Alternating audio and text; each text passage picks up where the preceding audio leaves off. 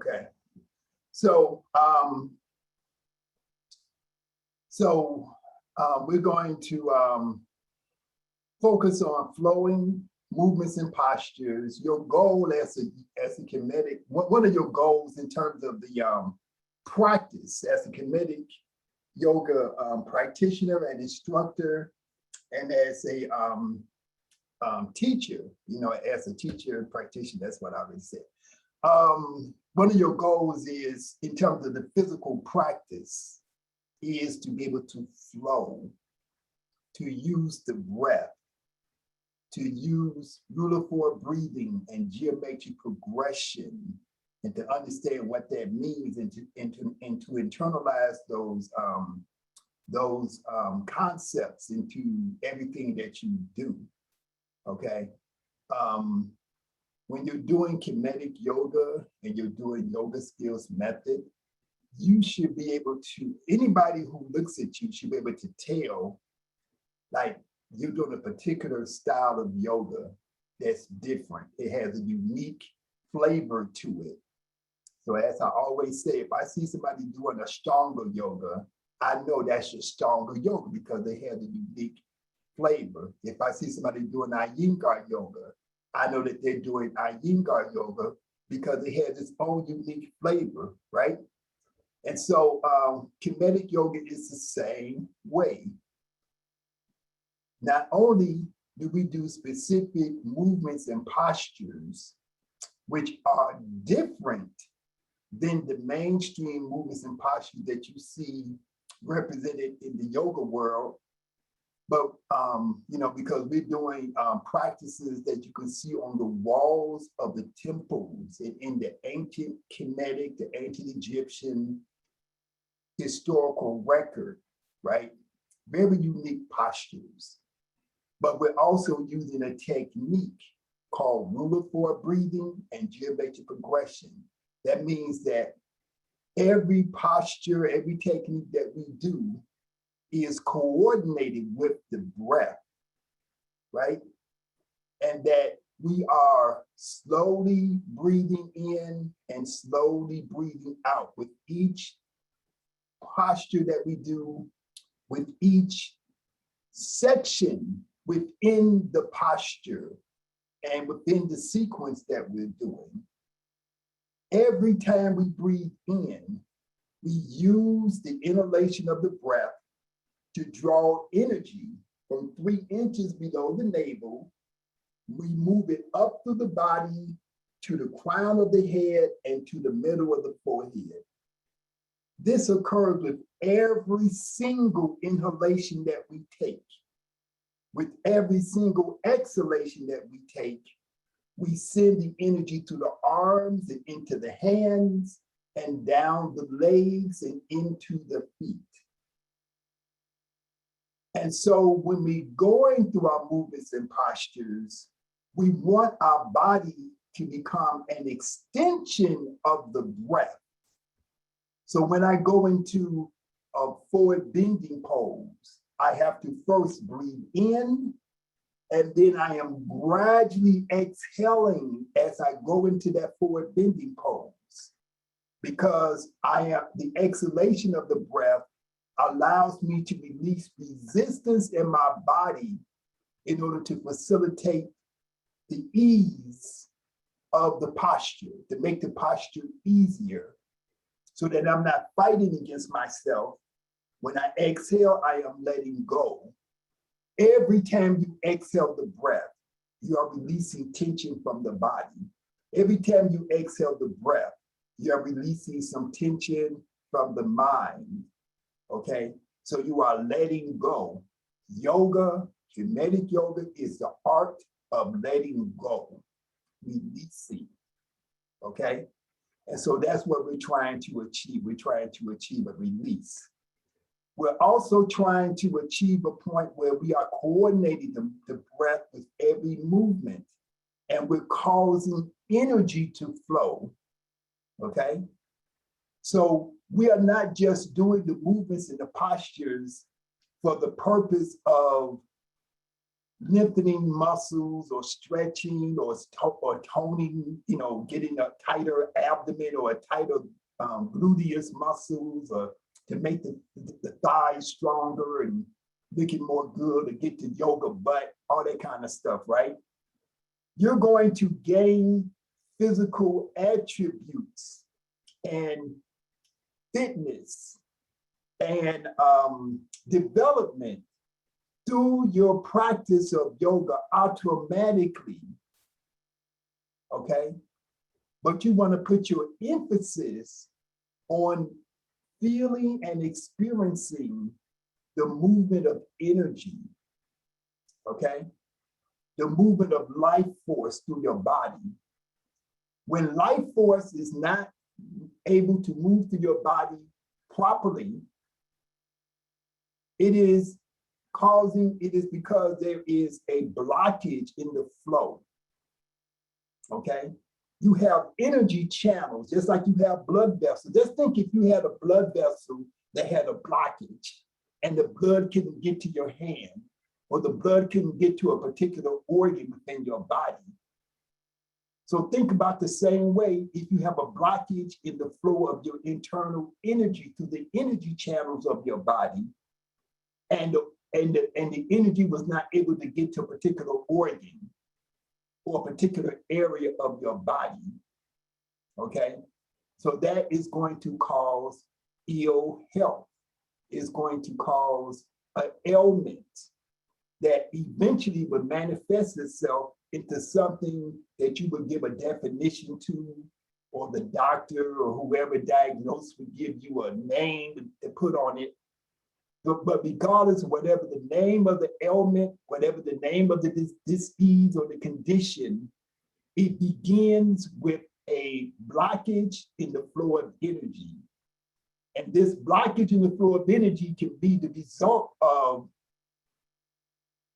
something in your mind, a mental or a psychological condition. It can be a result of your diet, things that you put into your body, which are toxic. It can be the result of stress and trauma that you have experienced at some point in your life. Many of us are experiencing stressors and traumas throughout life, right? And so, if you're in a certain socio-economic, socio-racial demographic, stress is endemic. Stress is always there. And so your survival depends on how well you deal with the stress. And the stress is going to be minimized, or it is going to be mitigated by engaging in practices such as yoga, which is going to allow you to cause the energy to flow, okay? And so the movement of energy, just like the movement of blood, just like the movement of nerve impulses through your body, is what keeps you alive. If you don't have blood circulation, you're going to die. Tissues are going to die if you don't have blood circulation. Tissues in your body, your muscle tissue, your organ tissues are going to die if you do not get innervation, if you do not get nerve energy to them. The life force we're talking about, this internal energy, is not physical. It cannot be seen on an X-ray or MRI, but we know that it is real because we experience it. And we know from the record that our ancestors left us, they described this energy. They called it shu. They called it sekum. They use different, they call it onk. They use different terminology to talk about this energy, to describe this energy, right? And so all ancient people, all traditional people all indigenous people recognized that there was something invisible about us, something that was non-physical about us, that caused us to be alive.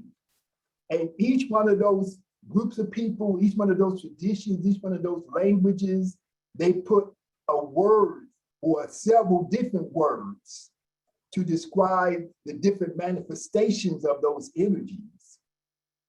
And so that's what we're working with when we're practicing yoga, right? And so the movement of energy is what ensures that you are going to remain alive. The movement of energy is what ensures that you are going to remain healthy. The movement of energy is what assures that you're able to heal yourself in the instance that you do acquire an illness, that you do acquire some type of dis-ease that can manifest in your life. As you move through life, as you live life, or however long that you're living life, you're going to always encounter different obstacles, different challenges to your health and your well-being. You cannot avoid it.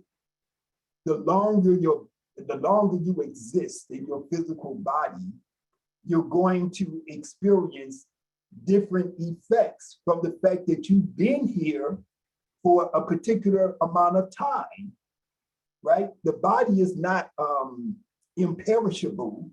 The body is not forever. The body eventually gives way to the fact that there needs to be a separation between the spirit, the life force, and the physical being. And so that's what we call making that transition that is commonly called death or dying in the mainstream culture. But we know it is simply making a transition from one state of being to another state of being, not an ending, but simply a transition and a continuance of life on another plane. So when you are in this life, when you are when you are existing and operating on this plane of existence, what you should be focused on is preparing yourself for the next stage of your existence. Think of this as high school. And you go to high school and your goal is to go to college, to get your college degree. Your goal is to get your master's degree after that. The goal is to get your PhD after that. So when you make your transition, that is the same as achieving a higher degree of accomplishment because you're going to be on a different level. So you have to get the prerequisites that are going to allow you to thrive at the next level. If you have not prepared yourself for grade school, high school, you didn't pay attention in the biology class and the chemistry class and the math class and the history class, when you get to the next level, you're not going to be prepared. And so yoga is a way of preparing you. Meditation is a methodology of preparing you for this next stage of your existence. And so our ancestors, put yourself on mute. So y'all stop when you got shift, right? Shift to get kept. No way. Whoever that was, make sure y'all mute yourself because y'all talking over the thing. Okay. So we are in a so when we are living this life, we are in a preparatory stage. We are preparing for the next stage, for the next level of our existence. That's what we're doing. That's why we need to take this stuff very, very seriously, because this is not the end. This is just the beginning of a transition. Okay, so this is preparation. Okay, and so it's important that when you practice yoga, that you practice it properly, using the proper techniques, And so that's what we're going to focus on. We're going to focus on the proper technique of our particular practice, regardless of what anybody else does in their practice. Every different practice, every different school of yoga or school of thought, they have their own, concept, their own practices, their own technique. All of that is fine. When you take this course, you forget about that. If you have gone through other things and you just open yourself to what you are receiving now, because everything is different, right? If I go to a karate class, I'm not going to think like I'm in a kung fu class. If I do Kemetic yoga, I'm not going to be remembering and thinking about what I did when I was in Ashtanga yoga. I'm in Kemetic yoga. And so I clear my mind. I come in as an open slate, ready to receive what is being given from that particular perspective. Everything has their own perspective. They have their own cosmology, their own philosophy that informs the practices. So you can't think how you was thinking in the other class. You got to think how you got to think in a way that you're being instructed to think in at this point in time now, okay? And so the other thing we're going to talk about towards the end is we're going to talk about some techniques and practices in terms of nutrition and cleansing that you can do that's going to help to enhance longevity, okay? And things that you should incorporate into your lifestyle that is part of the yogic lifestyle. Yoga is a lifestyle. Kemetic yoga is a lifestyle that you engage in. And so you have to understand it from that perspective, and you have to be dedicated to this particular lifestyle. You have to have a certain allegiance to it, right?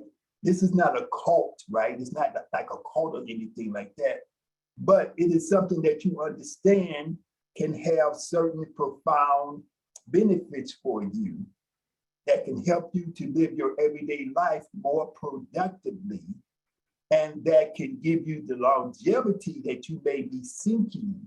And it's not that you're seeking longevity. What you're seeking is productivity, regardless of your age. You're seeking good health, regardless of your age.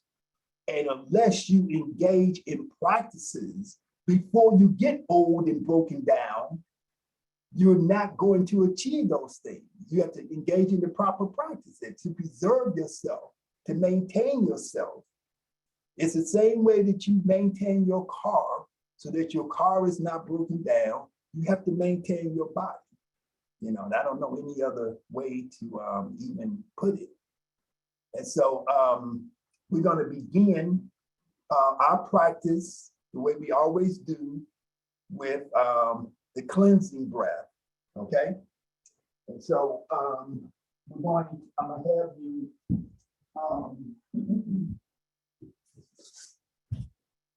have you come onto your back, onto your mat on your back.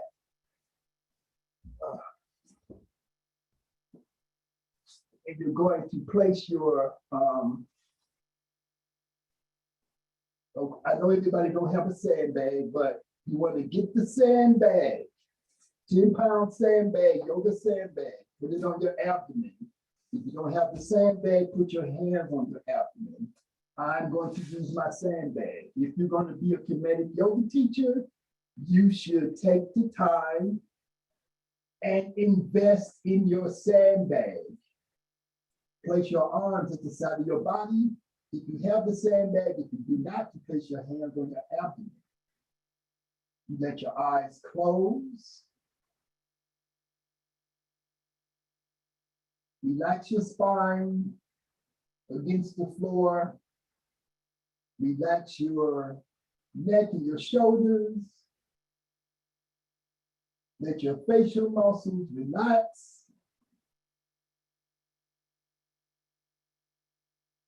Let your leg muscles relax. Let your arms and your hands relax. Slowly breathe in through your nose and let your abdomen expand.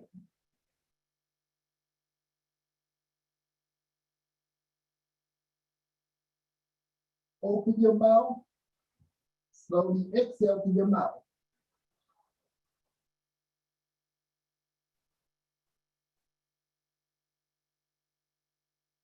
Let your mouth close.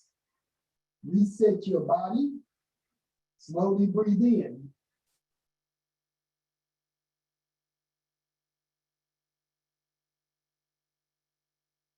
Open your mouth. Hold your breath in while you relax your throat and your chest. Slowly exhale.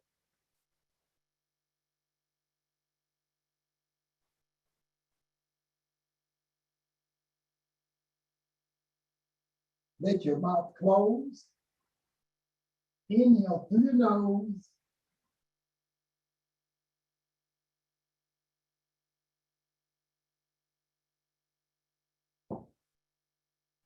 Hold your breath in. Open your mouth. Relax your throat and your chest. And then slowly exhale.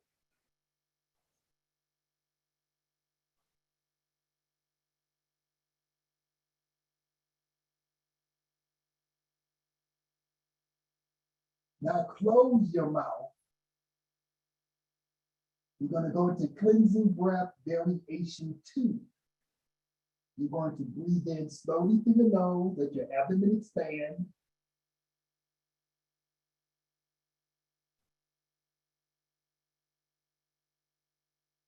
Open your mouth, release all the air in one quick burst. Close the mouth, let your body reset itself. Breathe in through the nose, expand the abdomen, not the chest.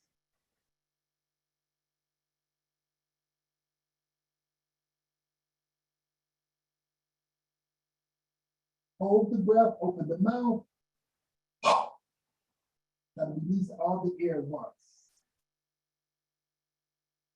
Breathe in through your nose.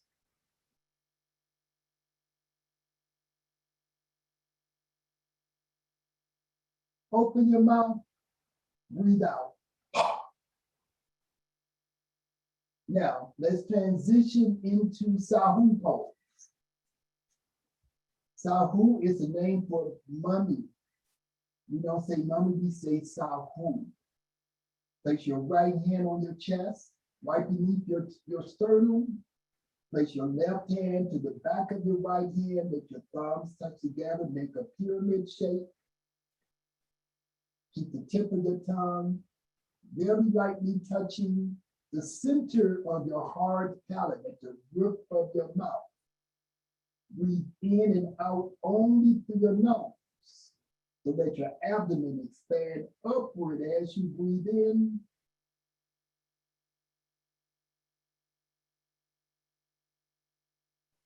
Hold the breath. Slowly breathe out through your nose and feel your body relax, releasing tension from your spine as you exhale. Feel the weight of your body sink deeper into the earth as you gradually and slowly exhale the breath.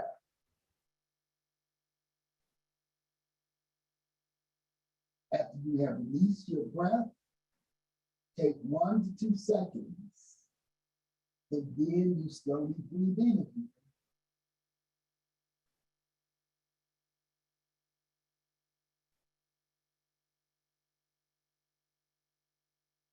Hold your breath in, slowly exhale through your nose. Relax your body, relax your mind. Allow your mind to become focused and absorbed into the observation of your breathing, observing the slow inhalation of your breath, observing the gradual rising of the abdomen as you breathe in.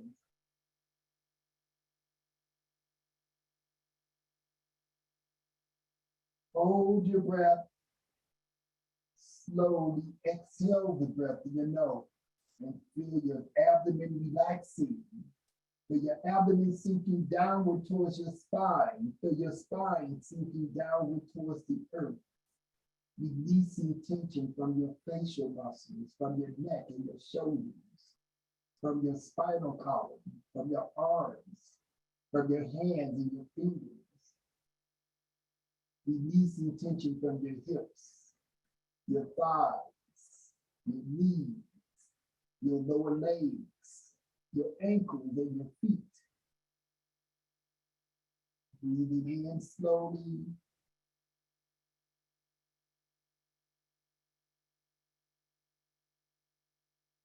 Slowly exhaling.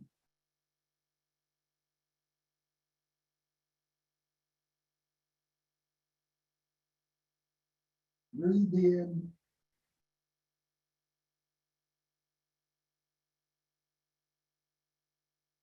Slowly exhale.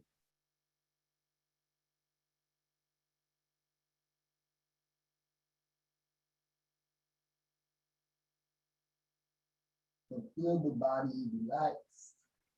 Feel the mind focused. The mind is clear of all external thoughts. As you breathe in, use your mind to visualize life force rising from 3 inches below your navel, up to the crown of your head, and then to the middle of your forehead.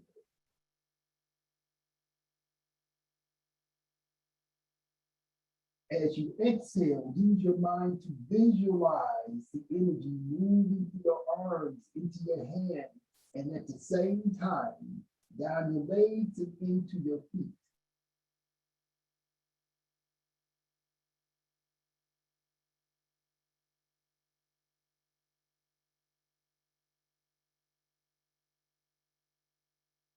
Slowly breathing in, slowly breathing out.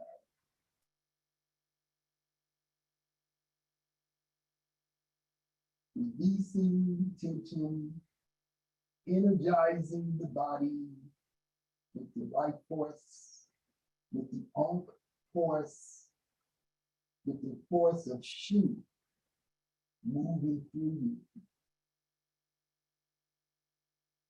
Feel your hands becoming warmer as the energy radiates in your hands. Feel your feet becoming warmer as the energy radiates through your feet.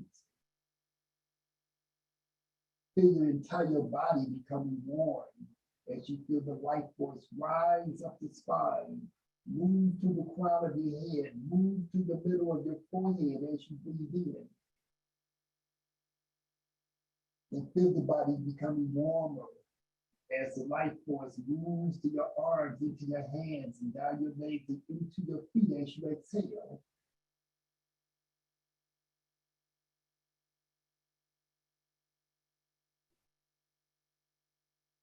Now slowly breathe in and lift your hands up off your chest. Slowly exhale and roll your arms down to the floor next to your body. Let your legs come together, your feet together. Flex your feet towards your body. Contract your thigh muscles and place your arms right next to your body with your palms flat. Lift your head and shoulders until your chin comes to your chest. Elevate your hands above your thighs. I want you to exhale and then inhale. Let your body rise up, arms, shoulders height.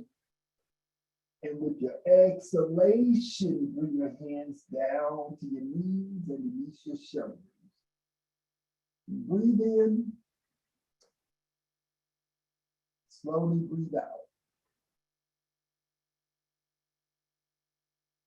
Allow your blood circulation the time it needs to adjust to your sitting up position.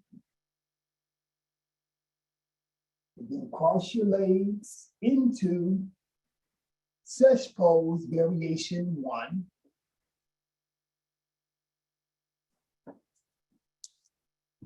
Sorry. Met somebody else. Okay. So cross your legs into stretch pose. Variation 1, which is a simple cross leg position. Okay. Relax your ankles, relax your knees, relax your hips, and let your hands take a firm grip on your front leg. Pull and sit all the way up onto your sit bones. Take your forearms and press them down towards your thighs so that your neck is free. Your shoulders are down and flat.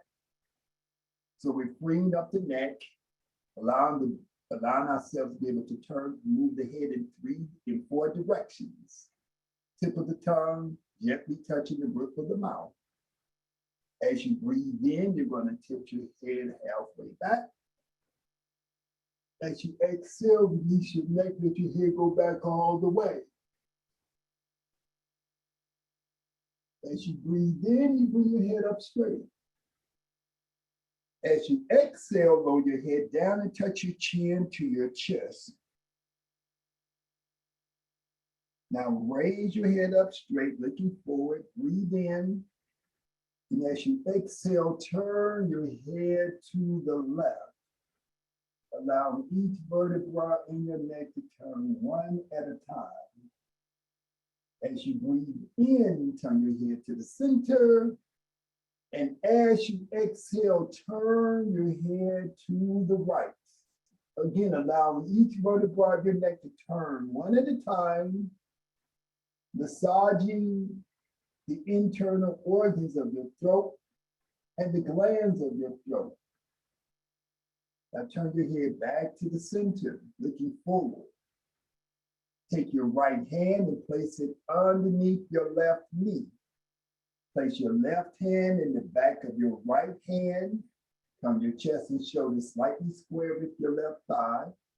Breathe in and lift your chest. With your exhalation, contract your abdomen and lay your chest towards your thigh. Try to get your chin to come down towards your knee. Breathe in. Slowly breathe out. Relax your knees, relax your ankles.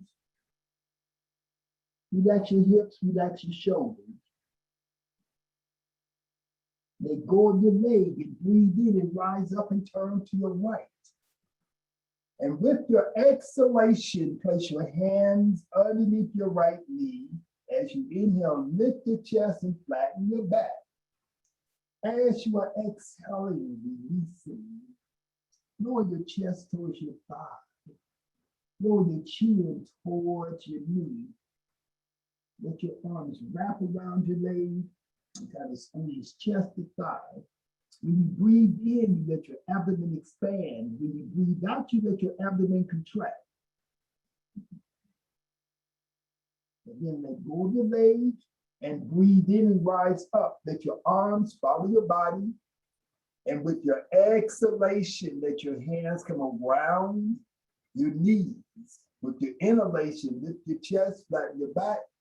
With your exhalation, ease your body forward. Holding your body inhale from the waist. Inhale and extend your arms. Exhale and put your hands down. And breathe in. Slowly breathe out.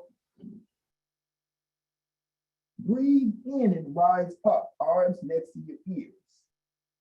Put the thumb and 4 fingers together, and as you exhale, release your wrist down to your knees.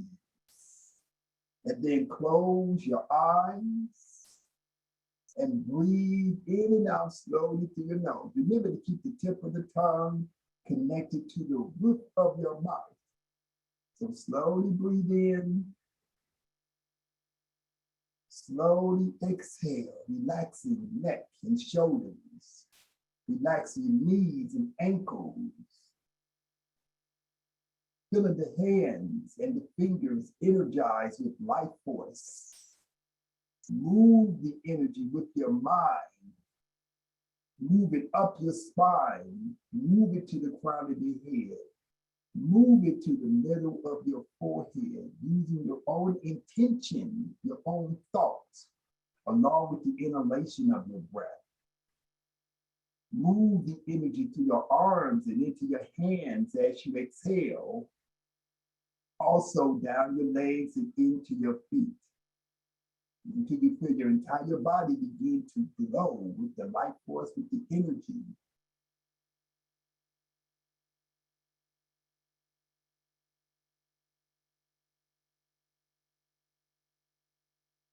Now take your right hand. You're going to put your thumb against your right nostril. And you're going to breathe in slowly through your left nostril.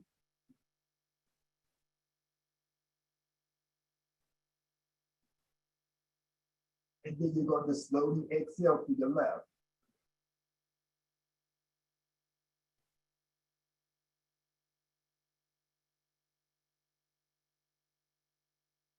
Close your left nostril, open your right nostril, breathe in to your right.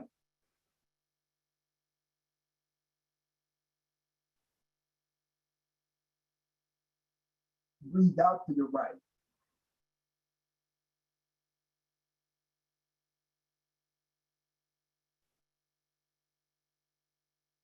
Close your right nostril, inhale to your left.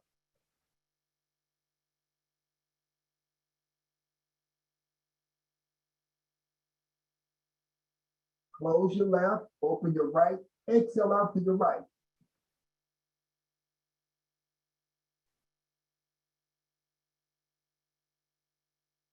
Breathe into your right, fill up your lungs, all the way up into your chest.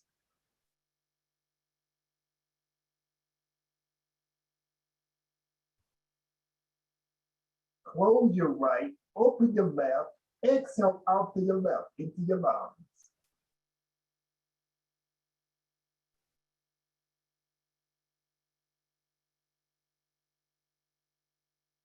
Now, breathe in through your left to count to 4.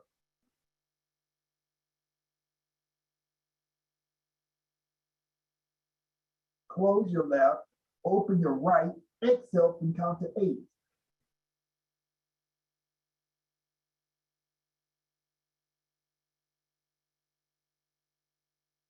Breathe in to your right and count to 4.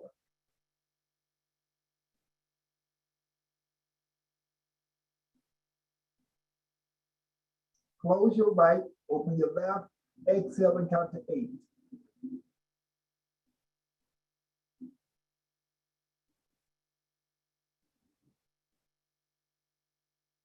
Breathe into your left and count to 4.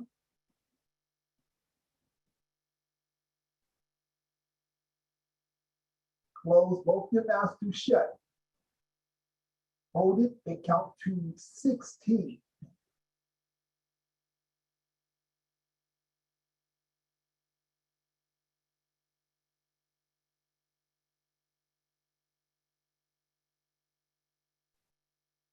Open your right nostril, exhale and count to 8.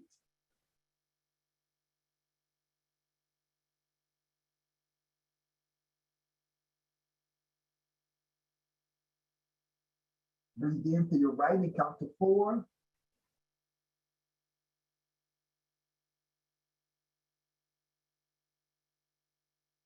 Close both your nostrils shut, count to 16.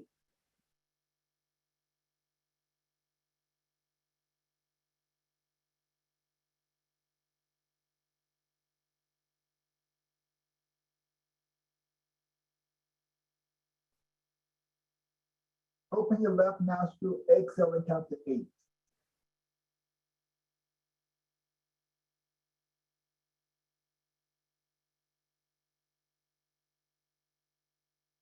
Breathe into your left and count to 4.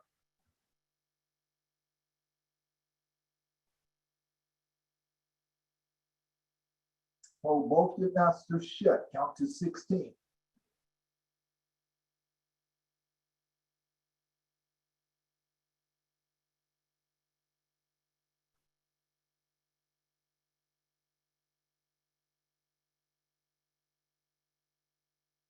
Open your right nostril, exhale for 8.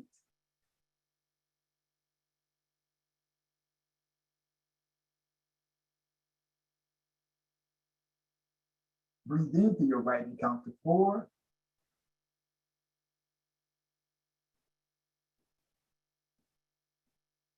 Hold both your nostrils shut, count to 16.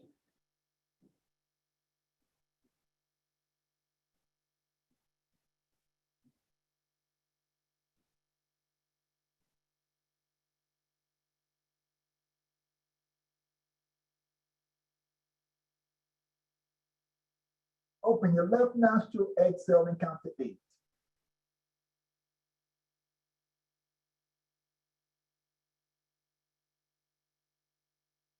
You move your right hand from your nose, put your thumb and forefingers together, put your wrist to your knee, and then breathe through your nose.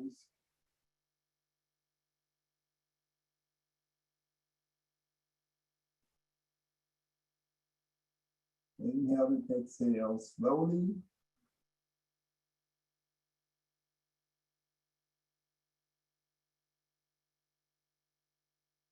Maintain this position, keep your eyes closed. I have to admit somebody into the room. So just maintain the position, breathe in and out slowly through your nostrils.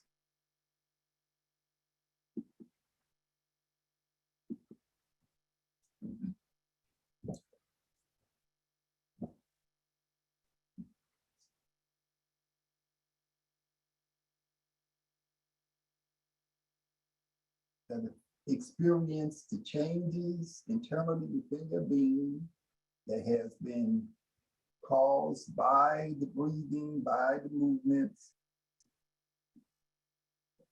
Experiencing a change in the flow of your energy, your life force.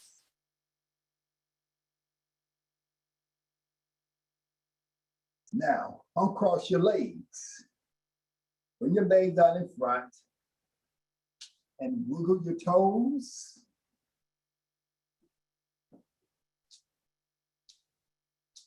And shake your knees out.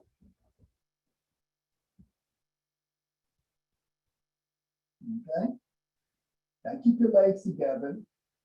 We're going to slightly bend the knees, make a slight little pyramid shape with the knees. And you're going to place your hands behind your knees. You're going to sit all the way up into your sit bones. So that means that you're going to go from here to here. Release your shoulders. Let your hands slide down towards your ankles. Take your left hand and put it in the back of your left leg. Put your right hand in the back of your right leg. And with your inhalation, lift your chest. With your exhalation, lower your head down and bring your chin towards your knees. And breathe in. Exhale, get your chest as close to your thighs as you can. Allow your chin to go down towards your knees. You have to let go of your neck. You're not holding any resistance in your body. Breathe in and then breathe out. Let go of your legs, extend your arms. Inhale up. Put your legs flat. Flex your feet towards you.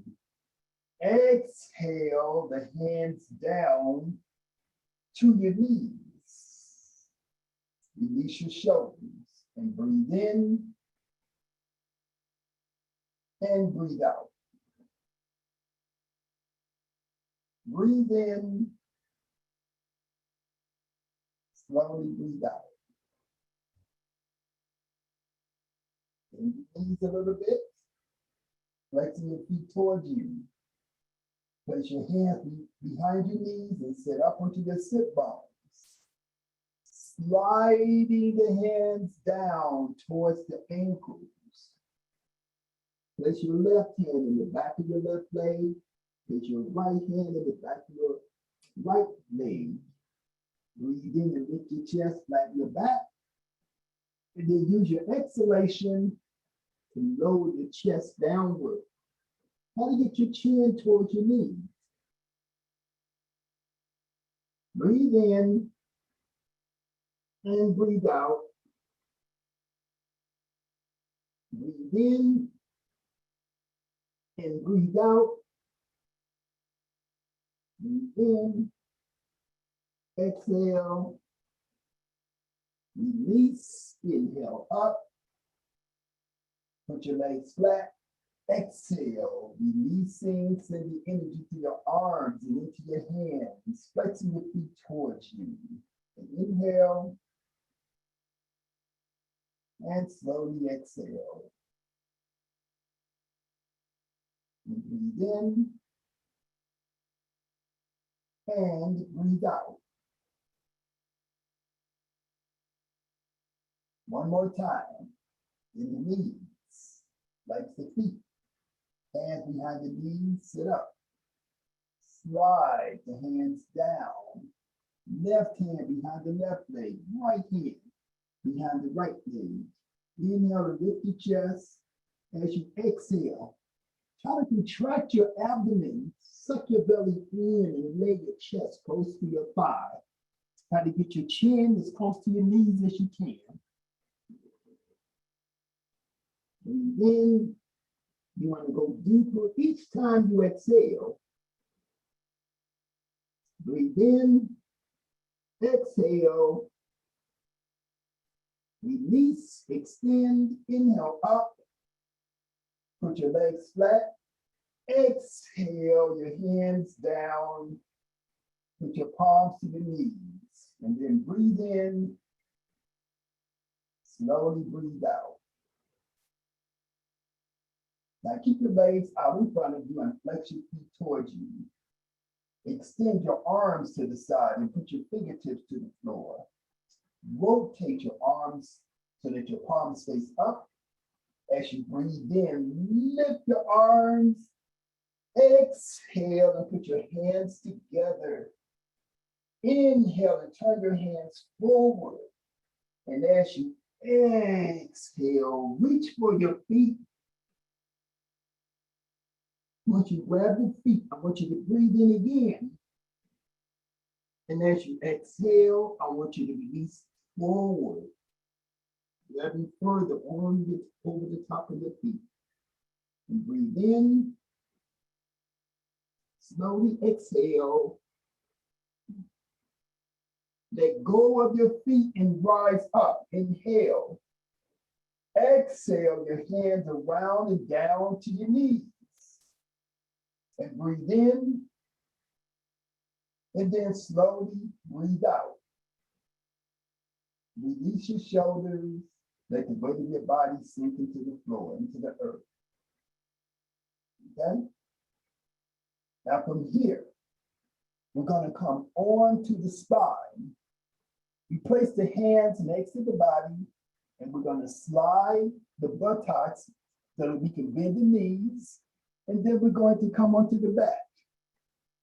With the knees bent, the feet flat on the floor, the arms on the floor next to the body. We take the right thigh, we bring it up towards the chest.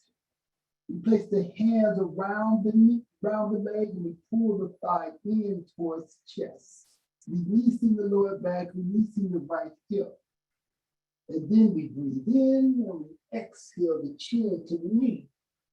We breathe in again and we exhale and we straighten the left leg, keeping the left foot about 3 inches off of the floor. And breathe in and breathe out. Let the back of the head come down. Bend the left knee. Put the right foot down next to the left foot. Take a deep breath. Inhale. Exhale. Let your left knee go up. Put your hands around the left leg and breathe in. Exhale and pull the thigh in towards the chest. Inhale. Exhale the chin towards the knee. Breathe in. Exhale and straighten the right leg and keep your right foot about 3 inches off the floor. Hold this position and breathe in. Slowly breathe out. Let the back of your head touch the mat. Bend your right knee, put your right foot to the mat, and then bring your left foot down next to your right foot. And breathe in and breathe out. Bring both of your thighs up towards your chest and pull your legs in. Contract your abdomen. Let your arms wrap around your legs.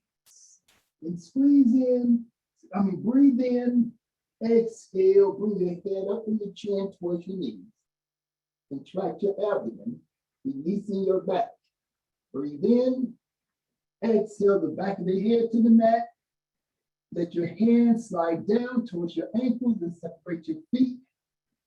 Holding on to your legs right above the ankles. Get a nice grip.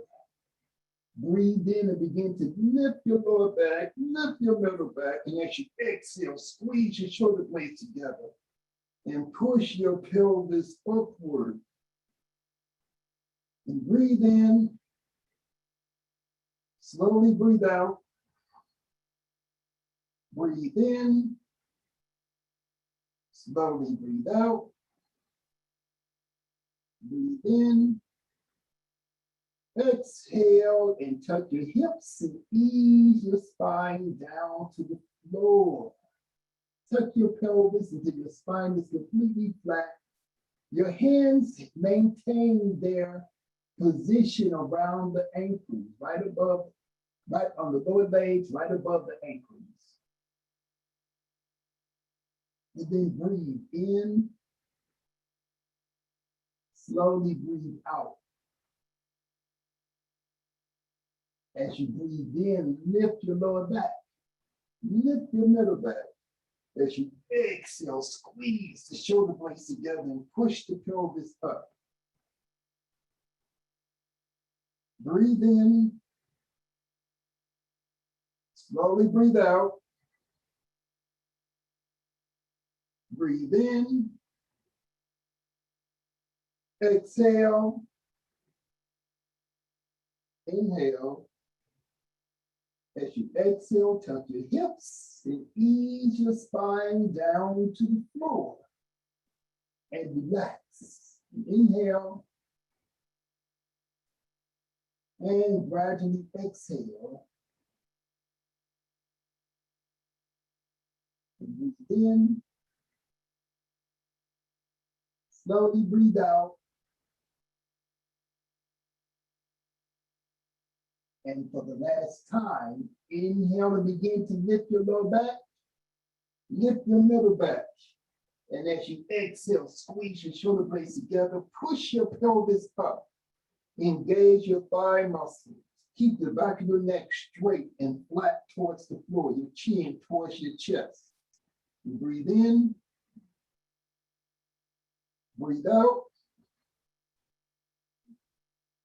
breathe in. Exhale yourself down, releasing. Spine all the way flat.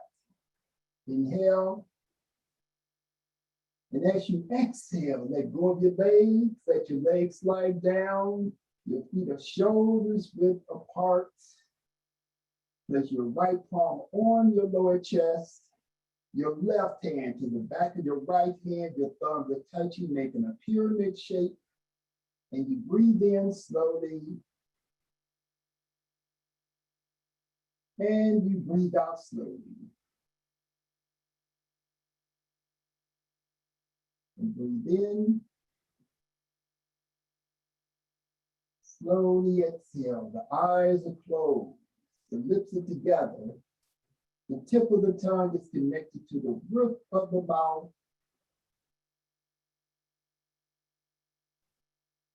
Let your abdomen expand gradually and slowly as you gradually and slowly breathe in.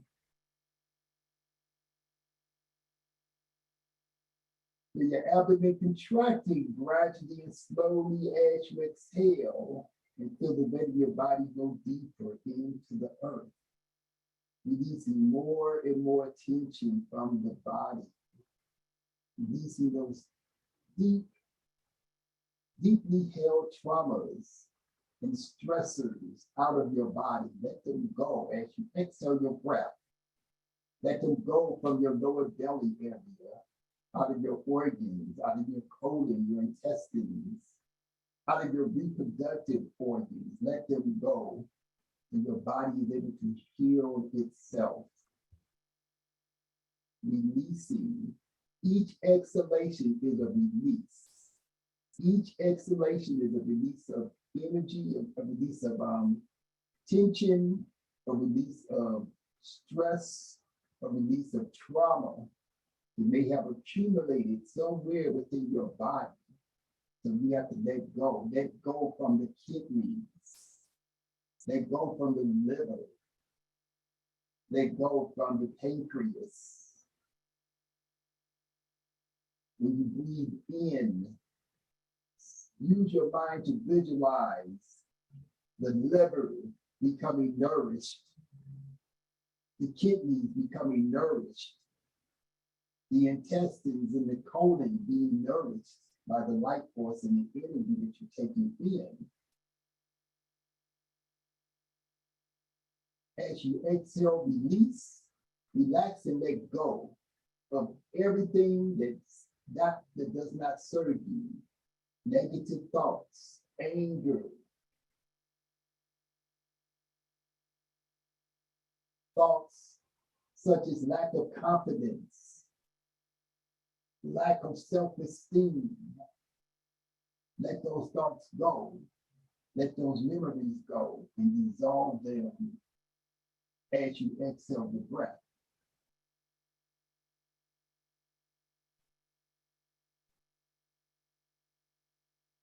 Now allow your hands to rise up as you breathe in. As you exhale, bring your hands to the floor next to your body.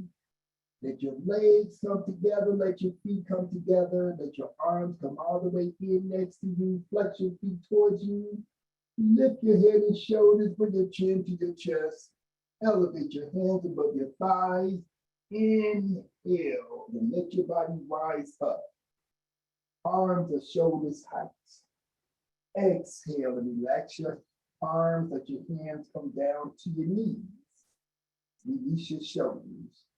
And breathe in. Slowly breathe out. Now, come up onto your hands and knees. We're going to go into the next posture, which is called Sesh Pose Variation 2. So we come into the hands and knees into our tabletop position. We fold the toes underneath the feet. We take the hands and we place them next to the legs and we ease the weight gradually onto the heels. And we take a seat and we let the toes lengthen. We let the ankles open. We let the palms rest against the thighs. This is an ancient Kemetic posture called Sesh Pose. Sesh Pose, second variation. And we breathe in. We slowly breathe out. We breathe in. We slowly exhale. We relax the toes. We relax the ankles. We use the inhalation of the breath to elevate the arms to shoulders height. We use the exhalation of the breath to come into our hands and knees. We lift the feet and we wiggle the toes back and forth. We point the feet, point the toes, place the 2 steps down. We place the hands next to the legs. And we're going to go into Sesh Pose Variation 3. Okay? Palms on your thighs. Take your time. Gradually place yourself into position. You have to use your breath. Use your inhalation and exhalation. Okay, hold the position. Somebody is making noise. May I ask a question, please? No, you have to wait till we finish. I'm in the flow. Hands next to your body. Hands on your thighs, palms on the floor, hands on your thighs. We're going to use the inhalation of the breath to make pyramid shape. We're going to use the exhalation to put your hands to the mat. Use your inhalation to lift your chest. Use your exhalation to bring your chest to your thighs and bring your forehead into the pyramid. As you hold this position, breathe in and out slowly. As you breathe in and breathe out, let your abdomen expand against your thighs as you breathe in. Let your abdomen contract as you exhale. Breathe in slowly. Breathe out slowly. As you breathe in, let your body rise up. Let your arms rise up to shoulders height. Spread your thumbs away from your fingers, okay? This might be a little hard, so if you need to sit this portion out, it's okay. You can put your thumbs into the center of your feet. You can put your rest of your palm to the floor. Now, don't force this position. This is called Kepra position, okay? Variation 1 of the Kepra pose. Now, don't force it. If you don't feel comfortable enough, do not try it. You have to breathe in, exhale, come down to your forearms. Release your neck, let your head go back. Breathe in, breathe out. Bring your head up, bring your chin to your chest. Gather your weight into your hands so you can use your arms, your hands to push you up. You're not using your back, you're not straightening your back. You come up onto your hands and knees again, okay?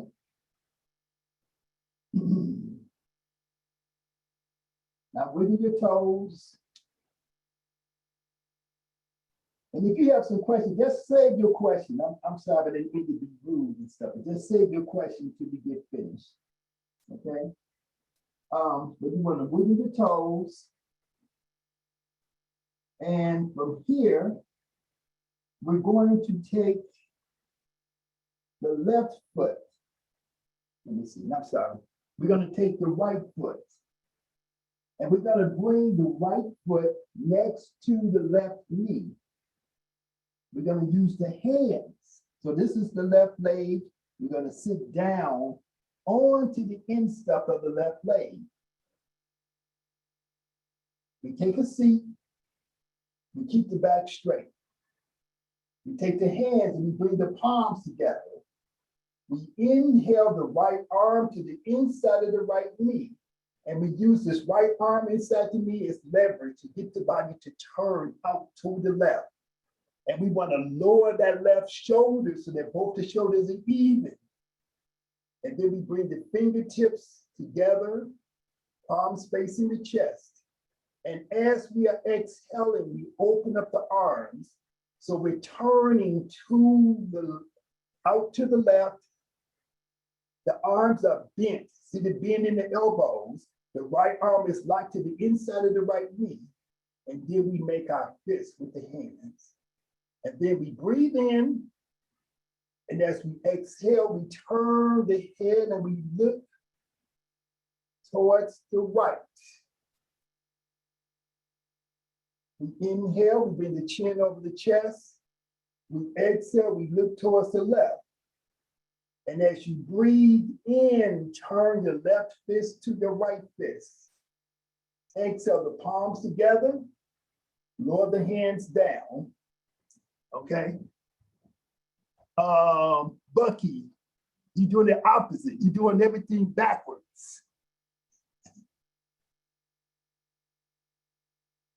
Okay, switch to the other side. Okay, look at me, Bucky. Legs together. My left foot, this is my left leg, okay? Then I'm going to sit down. This is my right leg. I'm going to sit onto my right leg. Then my hands are here. Then my left arm goes to the inside of my left knee. And I turn to the right. I got to turn out towards the right. And then I bring my fingertips together in front of my chest. And then when I inhale, I open my arms. When I exhale, I make my fist. I breathe in, I exhale, and I turn my head. This is called pose of immortality. I inhale, my chin over the chest. I exhale, and I look to my right. And as I breathe in, I bring the right fist to the left fist. As I exhale, I bring the palms together, and then I lower the hands down, and I come up onto my hands and my knees. And then I take a seat, bring my legs out in front. Okay? Now wiggle the toes. And I shake the knees out. Okay? So I don't want to stress the knees. Wiggle the toes. Shake out the knees. Take any so that there's no kinks coming up or building up in the knees, right? Okay, so we just getting the body familiar with some of these postures, and we're just warming up the different joints, warming up the toes, warming up the ankles, warming up the knees, warming up the spinal column, twisting from side to side, right? Okay, now let's stand up. We're going to bring the feet in. We're going to transfer the weight onto the bottom of the feet, chest towards the thigh, and then we straighten the legs, and then we come up with the inhalation, and then exhale, right?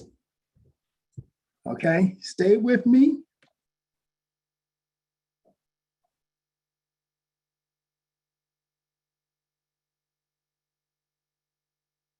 All right.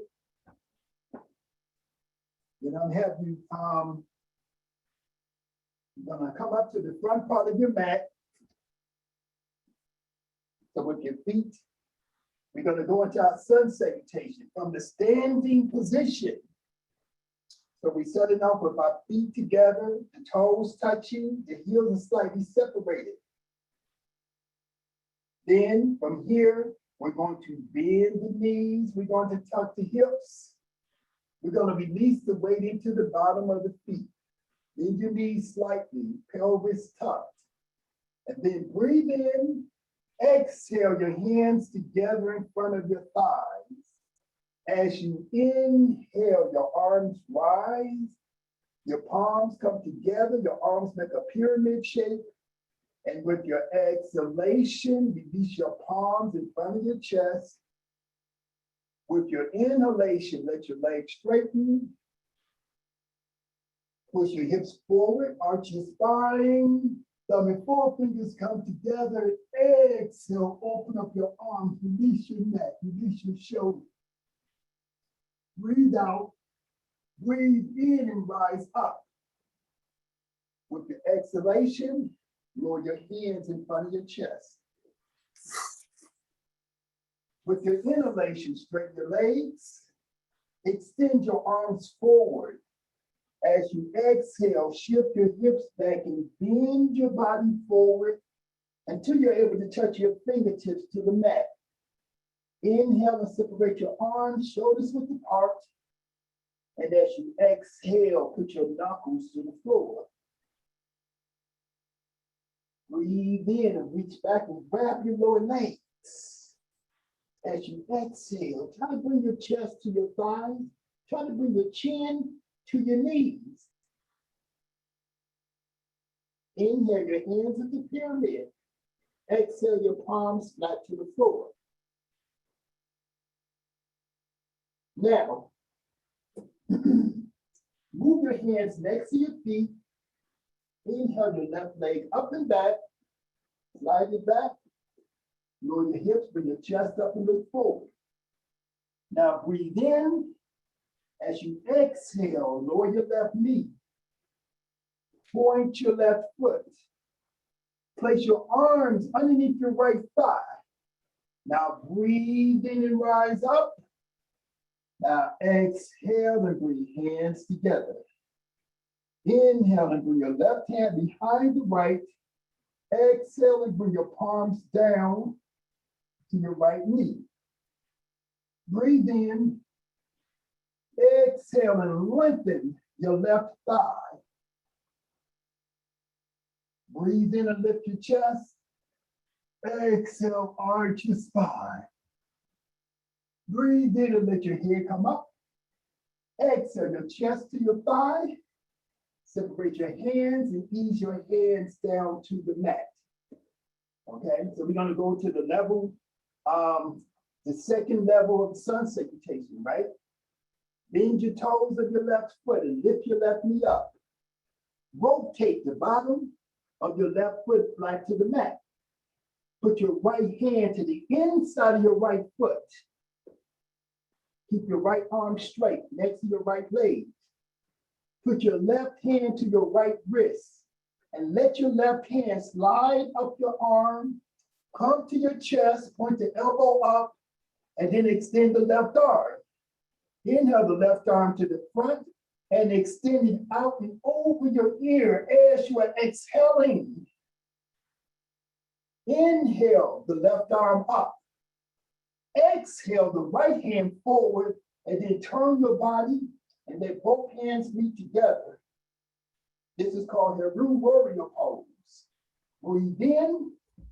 Exhale the left hand down next to your right foot. Turn. Look up at your right hand. Breathe in. Exhale the right hand down. Bend the toes of the left foot. Inhale the right leg up. Exhale it down next to your left foot. Breathe in. Exhale and dip down. Inhale up. Exhale, arch your spine. Now breathe in. Breathe out. Hold your toes, lift your knees. Inhale up. Adjust your feet. Exhale and press back. Inhale up to the balls of your feet. Exhale your knees down. Let your head come up. Point your toes and place your insteps down. Place your right hand in front of your right knee. Your left hand in front of your left knee. Sit down onto your heels. Take your right forearm.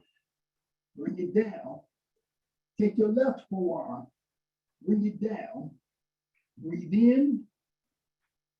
Slowly breathe out. Extend your arms.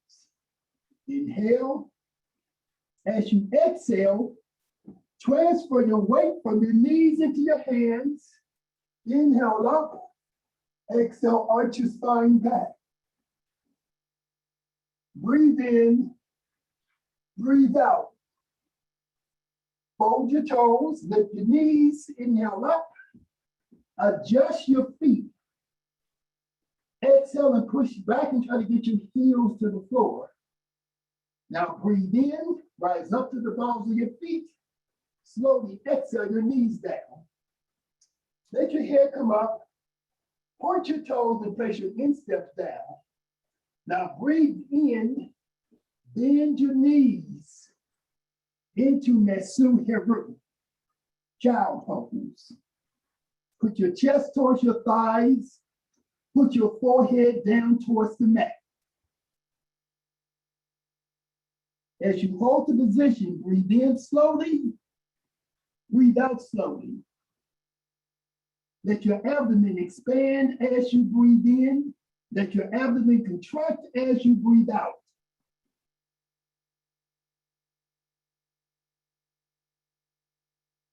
Now rise up onto your hands and knees. Take your left leg and bring it forward. Bend the toes of your right leg, of your right foot, and lift your right knee up. Point your right heel all the way up, get the toes bent at a 90-degree angle. Lower your hips, bring your chest up. Keep your neck, shoulders, and facial muscles relaxed. Now breathe in, exhale the right knee down. Point your right foot. Place your arms underneath the left thigh. As you breathe in, you're rising up. As you exhale, you put your hands together. Inhale the left hand behind the right. Exhale the hands down to the left knee. Now breathe in, slowly exhale. Lengthen and open up your right thigh, your right hip, onto a half split. Breathe in and lift your chest. Exhale, arch your spine. Let your head come up. Let your chest come down. Separate your hands and ease them down to the mat. Bend the toes of your right foot and lift your right knee. Rotate the bottom of your right foot flat. Let your left hand come to the inside of your left knee. The inside of your left foot. Put your right hand to your left wrist and slide it up the arm, bring it to your chest, turn on the waist and extend the right arm up. Inhale the right arm to the front, exhale it out over your ear. Inhale the right arm up, exhale the left hand forward, bring both your hands together. Breathe in, exhale, right hand down, left arm up. Look up at your right hand, at your left hand rather. Look up at your left hand, twist your spine, and lower your left hand down. Come up onto your right foot, step forward. Bring both your feet together. I'm trying to stay in the picture. Bend forward. Try to get your knuckles to the floor. Breathe in and reach back and grab your lower legs. Exhale your chest to your thighs and your chin towards your knees. Inhale your hands to pyramid. Exhale your palms flat. Straighten your legs. Inhale up. Exhale, palms in front of the chest. Inhale the arms up. Hips forward, arch your spine. Exhale, open up your chest. Inhale up. Exhale. Breathe in. Exhale. Releasing, hands down next to your body. And then breathe in and breathe out. Okay? Now, I need you to step into the center of your mat. Legs, feet together, legs together. Let your knees bend, let your pelvis tuck. As you breathe in, straighten your legs, shifting your hips back, bending your body forward, bring your chin down towards your chest. Keep your legs straight as much as you can. Try to get your knuckles towards the mat. Now, put your fingertips to the floor. Lift your heels off the floor, bending at your toes. Hinge your feet at the toes. And then let your knees come down to the mat, opening up your toes. Okay? Let your hands rest upon your thighs. Now breathe in. Slowly breathe out. Inhale and let your arms rise to shoulders height. Exhale and come forward. Come up onto your hands and knees and wiggle your toes. Point your feet and place your insteps down. Place your hands next to your legs and ease your weight down onto your heels. On the success pose variation 3. Come up, sit up straight. Lower your shoulders. Let your palms rest against your thighs comfortably. With your inhalation, place your hands into Merkut. Merkut means pyramid. Hands down to the floor. We're going to go into Merkut, pyramid, Mesu Heru. Mesu Heru is child pose. Lower your chest to your thighs. Put your forehead into the pyramid that your hands are making.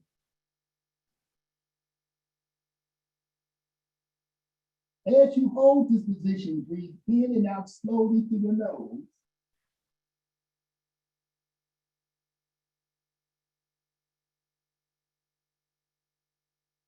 As you breathe in, let your body rise up. Let your arms follow shoulders height. And then exhale and bring your thumbs into the center of your feet. Place the rest of your palm against the floor. You're going to keep your legs, your knees on the floor. We're going to isolate in the spine. When you breathe in, you're going to lift your chest. You're going to arch your spine. Bring the breath all the way up into the chest. And as you exhale, come onto your forearms and release. You breathe in, exhale, relax your neck, relax your shoulders. Breathe in and fill up your lungs. Exhale the top of the head down towards the neck. Bring your head up with your chin to your chest. Gather your strength into your hands and lift up by using your arms. Do not strain your back. Exhale. Rising up onto your hands and knees. Okay? Now the next pose we're going to do, I only recommend it if you've done it before. Some of you have done it before with me in the past. We're going to go into a headstand, part of our flow. We're going to make the transition with the fingers. If you haven't done it before, if you're not comfortable, you just sit out and watch. Watch and observe. You come up to the interlace the fingers together. You're going to place the head so that the back of the head is comfortably against the hands, comfortably against. I know you might not be able to hear me. Lift.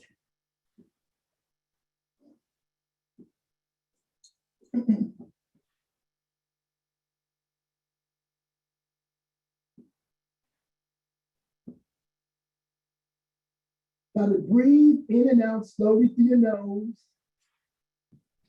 Now relax your abdominal area so that all your organs go down towards the floor.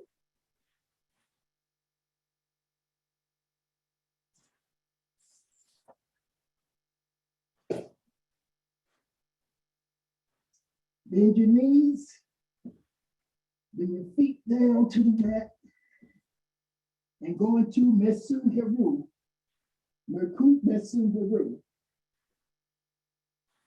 Breathe in and out slowly through your nose. Now, let's rise up. Let's bend the knees. Let's bend the toes underneath the feet. And then let's take a seat. And then from here, we're going to straighten the legs, bending forward. Inhale the body up. Rising up.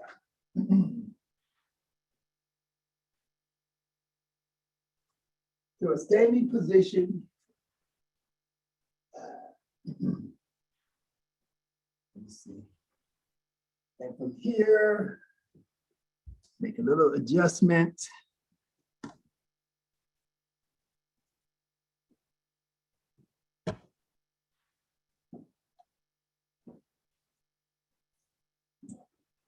We're going to go into pose of immortality on both sides from standing position. So we breathe in, and as we exhale, we bring the hands together in front of the thighs. As we inhale, we bring the arms up, palms together, make pyramid shape with the arms. As we exhale, we bring the palms in front of the chest.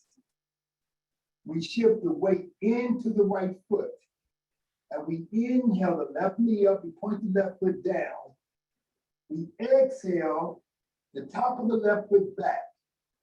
And then we tuck the hips.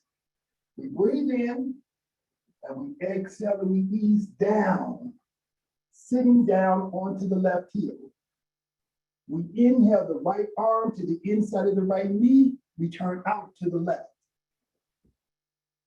From here, we let the fingertips come together, inhale and open up.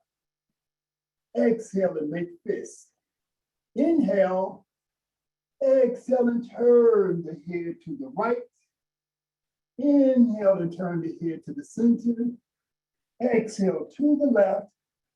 Inhale the left fist to the right fist. Exhale the palms in front of the chest. Breathe in and push and rise up on your inhalation. Now exhale, sink your weight into your right foot. Bring your left foot and then pivot. Coming to the center. Turn to your left. Take your right foot, place the top of the right foot towards the mat and tuck your hips. Breathe in, exhale and ease downward. Inhale the left arm to the inside of the left knee. Turn, pivot to your right. Palms together, palms flat. Bring your fingertips together, palms facing your chest. Now breathe in and open up. Exhale, make your fist. Inhale, exhale your head to the left. Inhale your head to the center. Exhale to the right. Inhale the right fist to the left fist. Exhale, open up your palms. Breathe in and rise up. Push with your legs. Exhale. Inhale. Left leg up. Exhale. Right leg up. Exhale, right foot down next to the left foot. And then from here, we breathe in. And as we are exhaling, we bring the hands down in front of the thighs and then to the side. And then breathe in slowly. Exhale slowly. Okay? And from here, we're going to take our time. We breathe in. We shift the hips back as we exhale, bending forward. Try to lengthen the spine, lengthen the muscles in the back of the legs. Bend the knees. Take a seat. Legs come down, separate your feet, shoulders apart. Place your right hand on your lower chest, your left hand on the back of your right. Breathing slowly and deeply through your nostrils. Continue to breathe slow and deep. Let your abdomen expand. As you inhale, let your abdomen contract. As you are exhaling,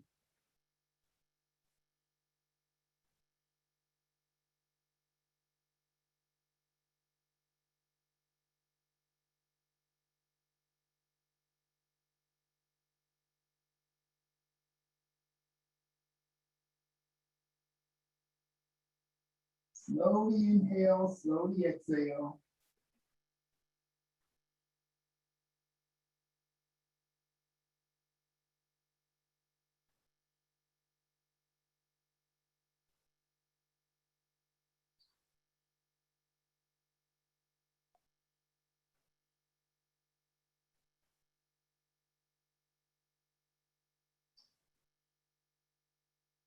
Breathe in and breathe out slowly.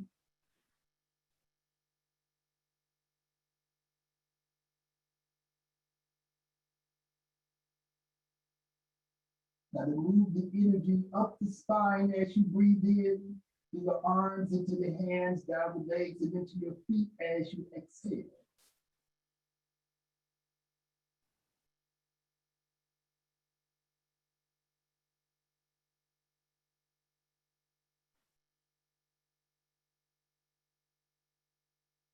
Now, after you exhale for the last time, breathe in and lift your hands up off your chest.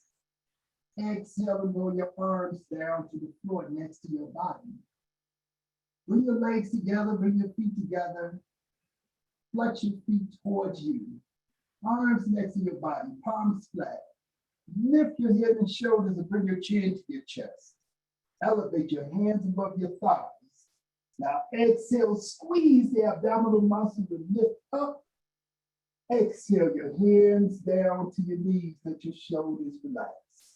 And breathe in slowly and breathe out slowly, releasing the weight of your body down into the earth. Try to feel the changes that have taken place over your body.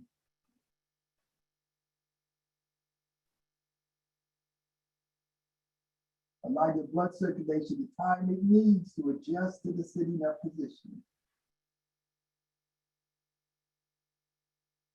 Okay? Then I think that's all we're going to do for practice today.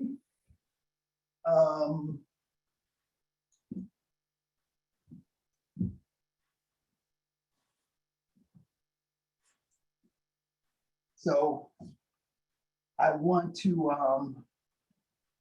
open it up for any questions anybody might have before we begin, before we go to the next phase of what we're going to do today.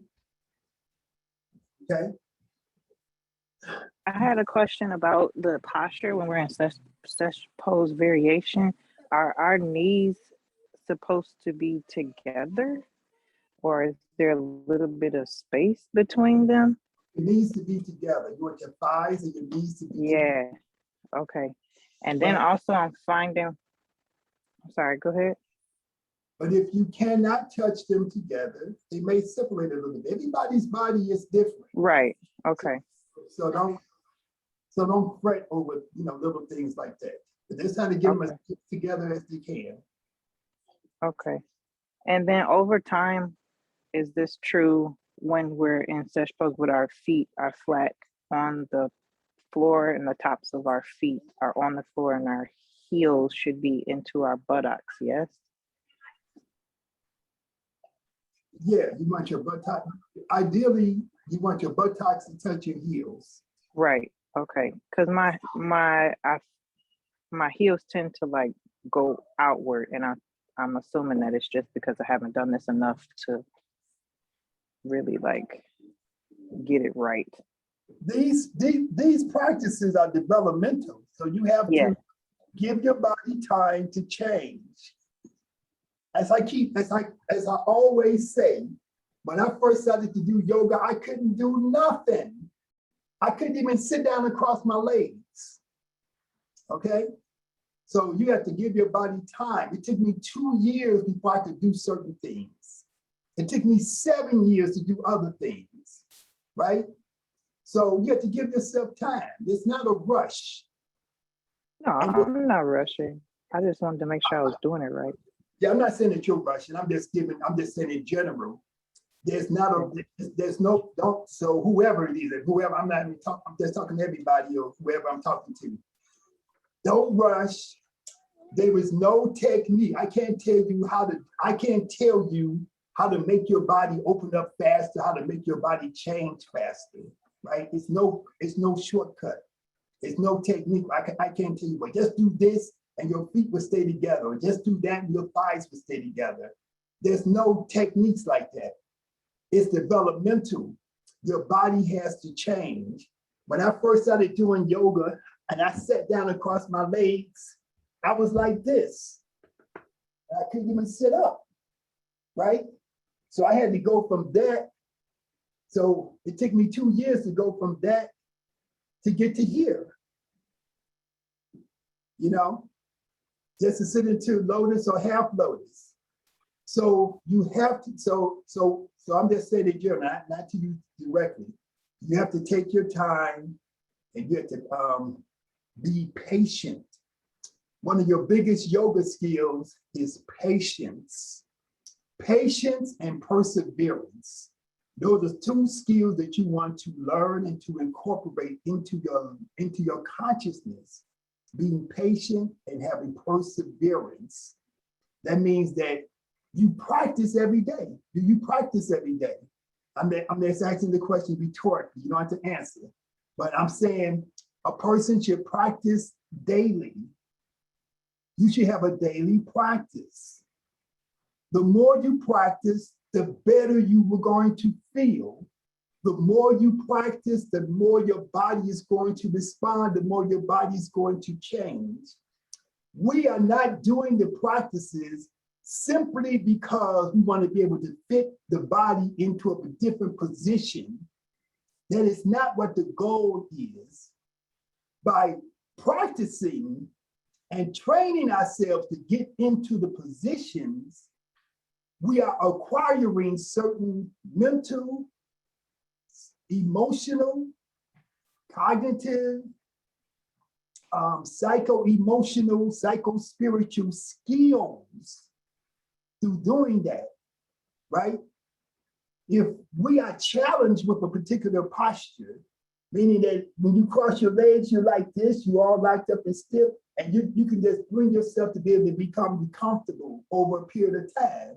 That means that you have to engage in a mental process that is going to benefit you for the rest of your life, because you're learning certain skills as you go through that developmental process. So it's not about, I just want to get into the position so I can look pretty. It's about, I want to get into this posture. I want to master this posture, or at least become proficient in this posture, because number one, by doing the posture, it's an indication that I am improving the health and the wellness of my body, but also I'm improving the health and the wellness and the dexterity of my mind and my psycho-emotional self. Okay, I hope that makes sense. Any other questions or comments about that? Hey, Master, it's Anna. When you are in the standing position and you are doing this posture in which we open the chest and lower the arms by the side, do the arms should be bent or should them be straight? You want your arms to stay bent like this. So, so you're talking about when we're doing sun salutation, we go up, we put the thumb and the four fingers together, and so basically what we're trying to do, we're trying to open the chest like this. And we're trying to let the head go back. Okay. Now, sometimes you might see, it might look like my arms are going out like that a little bit, because sometimes I'm not as careful with it. But you want to try to keep the elbows bent to some degree, but you're trying to put the emphasis on opening up the chest, opening up the sternum. This area of your chest, that's called your sternum, and that's where your bronchial passages are. So let's think of this area of your windpipe like a tree with branches. And so you got your lungs over here, and you got this windpipe here, and it branches off into the lungs. It's got branches. That's why they call it bronchial passages. And you want to open all of that up. So when we're doing sun salutation, the reason why it's called sun salutation is because we are opening up the chest to the sun at 12 o'clock. So when we go backward, we're opening up the chest to the sun. That's why it's called sun salutation. Okay, thank you. Okay. Any other questions? When we're in Heru Child's pose, bringing our forehead down to the pyramid, my buttocks comes up. Is it better to keep that position, or does the forehead need to touch, or can it just be going toward the floor? Again, when I do that position, sometimes depending upon my where my body is at, sometimes my butt can't stay on the heels and stuff like that. Just go as far as you can go. And in the ideal world, you want your buttocks to stay on your heels, and you want your chest to come to your thighs, and you want your forehead to go into the pyramid. But a lot of times that's not going to happen, right? So it's probably so just let's get as close as you can. Try to get your forehead into the pyramid though, because I know that's the gist of your question. Which one is more important? You know, and so that's and also if you think about it, we did certain precursors to some of these poses, right? So we did this, we went through a sequence. We did this, we came back up, we did this. When we go back like that, that's going to open up all up in here. That's going to open up the ankles. And all of those different positions that we're doing are all working together so that when you get back into your Merkut Mesu Heru, your body may be more perfectly into it. Okay? Sometimes you have to eliminate some belly fat. Okay? So that's why I always have to work on my belly, because my belly is like, oh, you know, so you got to work on your belly. Yes, sir. That's another thing we gotta talk about too. I'm gonna talk about some things. I'm gonna talk about that concept. And I don't even know who I'm talking to, but I'm not saying you got a big belly. I'm just saying a lot of times people are asking me questions about different postures, right? And a lot of times you have to change your diet. Go on to that fast, right? Cleanse yourself to allow your body to change. That's what we're gonna, that's the next part I want to talk about when I get finished with the questions. Any other questions? Thank you. Yeah. You're welcome. Bucky's here. All right, Bucky. I was reviewing the earlier meetings throughout the week. And in one of them, you were talking about rotating your head like this and saying that it's not advisable. My question is, what about, this is something I do, what about rotating the other end of the spine from the trunk end? Would you say the same thing about rotating the spine while you're standing as a loosening? Is that the same? Would you have the same answer as rotating the neck, rotating the spine, and also rotating the knees from a standing position, which I've seen in like some Qigong videos and such? I mean, if you're gonna do Qigong and that's what they put in the video, do that. I'm talking about this. So I cannot speak to everything that everybody else does that they recommend it, you know. But in terms of the neck, I can show you where naturopaths and chiropractors and doctors say, don't do your hair like that. It's okay. not, you know, when you're doing your hair when you're doing your hair in that rotating, that is not natural. That's not, you're damaging your neck. Okay. Right. People do this in yoga all the time, and they think just because somebody else taught them how to do that or told them to do that, that it's okay because that's what they was taught. There's a lot of things in yoga. Yoga causes, if you look at the statistics, if you do the research, look at the statistics, like hundreds of thousands of injuries are caused in yoga studios every year. People tear their Achilles tendons in yoga classes, right? Because they're doing these extreme or weird type of practices that don't make any sense because they put an emphasis on the wrong thing. I know that's not what you're asking me, but I'm just trying to, when I answer the question, I'm trying to answer it globally, right? Mm-hmm. So the most natural way to let your head, if you want to release tension from your neck, let it go back, let it come up, let it go forward, let it come up, turn to your left, turn to your center, turn to your right. That's the way we do it. And we coordinate it with the breath. You know, when you go to dance class, martial arts classes, they're gonna tell you to do these, do different hip rotations. All of that is fine. But I'm speaking of the neck. Okay. All right. Yeah, and I haven't thought about the hips, but I know this one is not advised. I don't think the hip ones and the knees, when they be telling you that, I don't think it's that bad, but the neck is not a good thing to do. All right. Thank you. Any other questions? Hi, Yasir. This is Chai. Can you hear me? Yes, hi, Ty. Hi, Chai, like chai tea. Hi, Chai. I know who you are. I'm sorry. I'm bad with talking. I'm from Chicago. We never learned how to talk proper English. It's all good. I hear you. Yeah.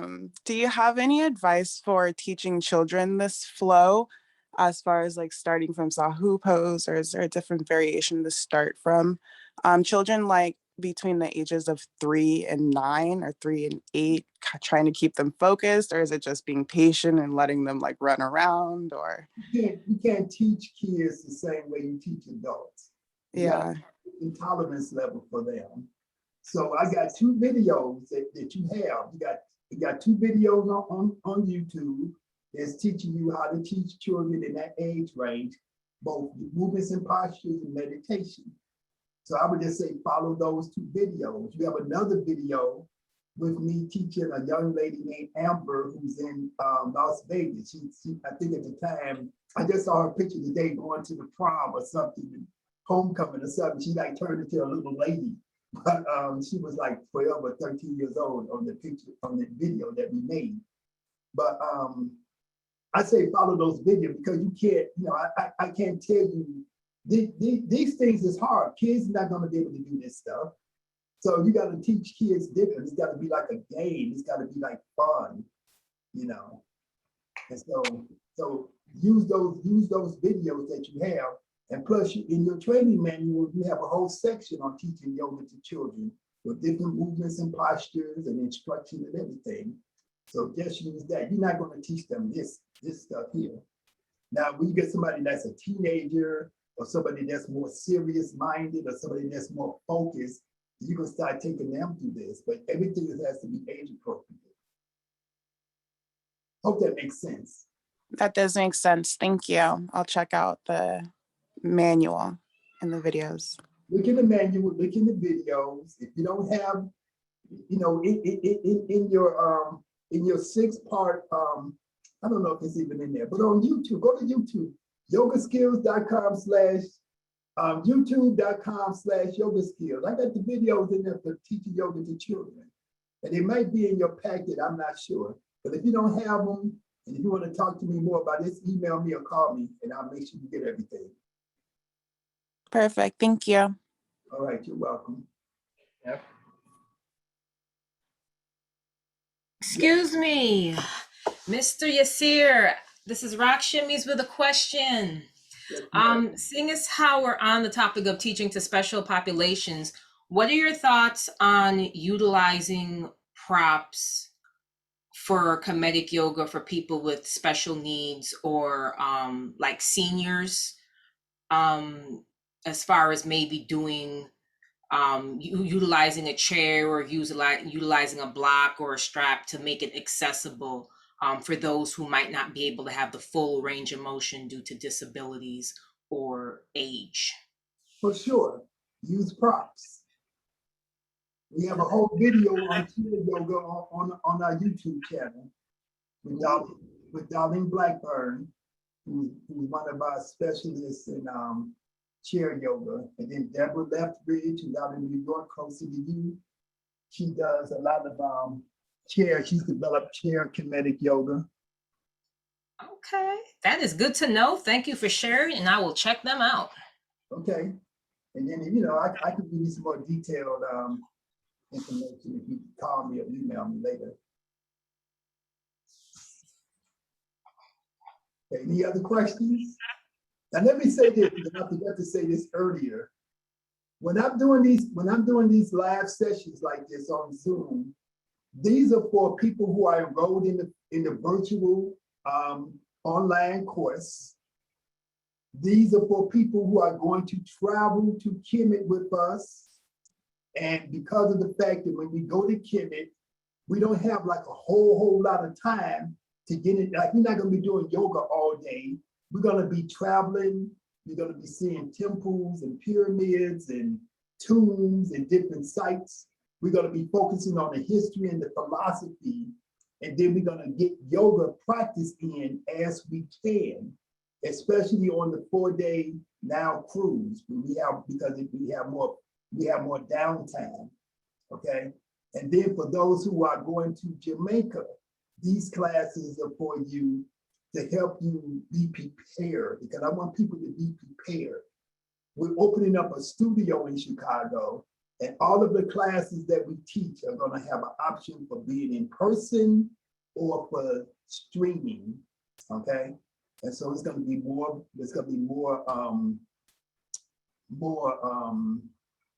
opportunities for you to practice. You have to have some time to practice. A lot of times people feel like they can't practice by themselves. So I want you to have this as an opportunity to practice. All of these sessions that we're doing are recorded.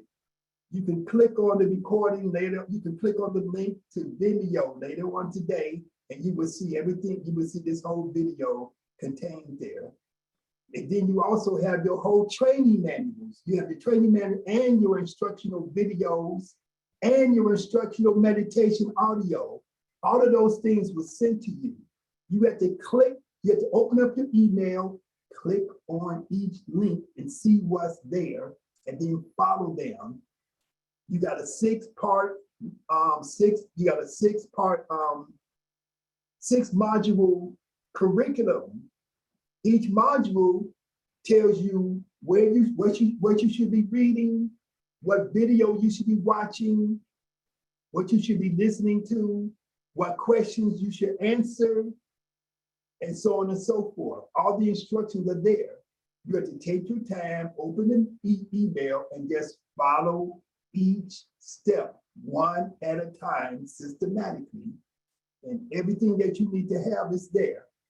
Now, in fact, more than what you need to have is there, much more. It should be enough information there to keep you engaged for the next 10 years. Okay? Any other questions? Yes, Otep, yes, sir. This is Fabienne. Who is that? Fabienne, the only French girl. Yeah.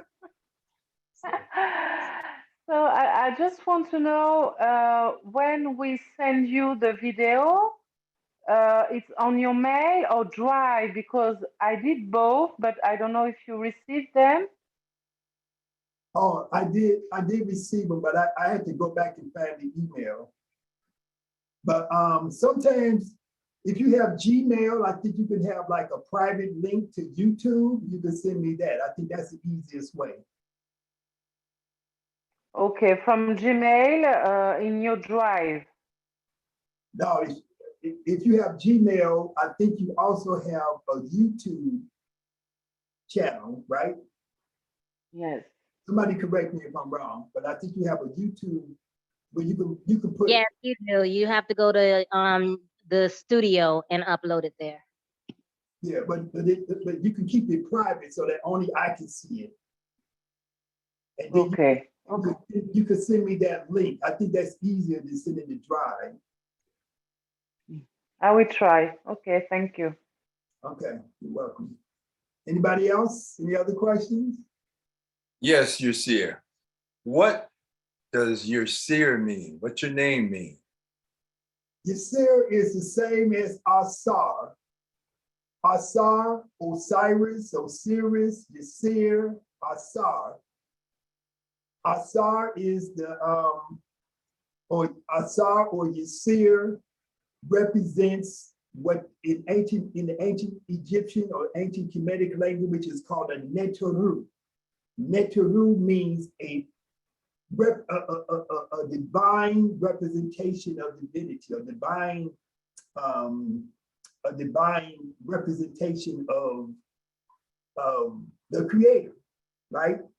So if you think about the creator is called Neter. So that's the terminology. So you see it spelled NTR.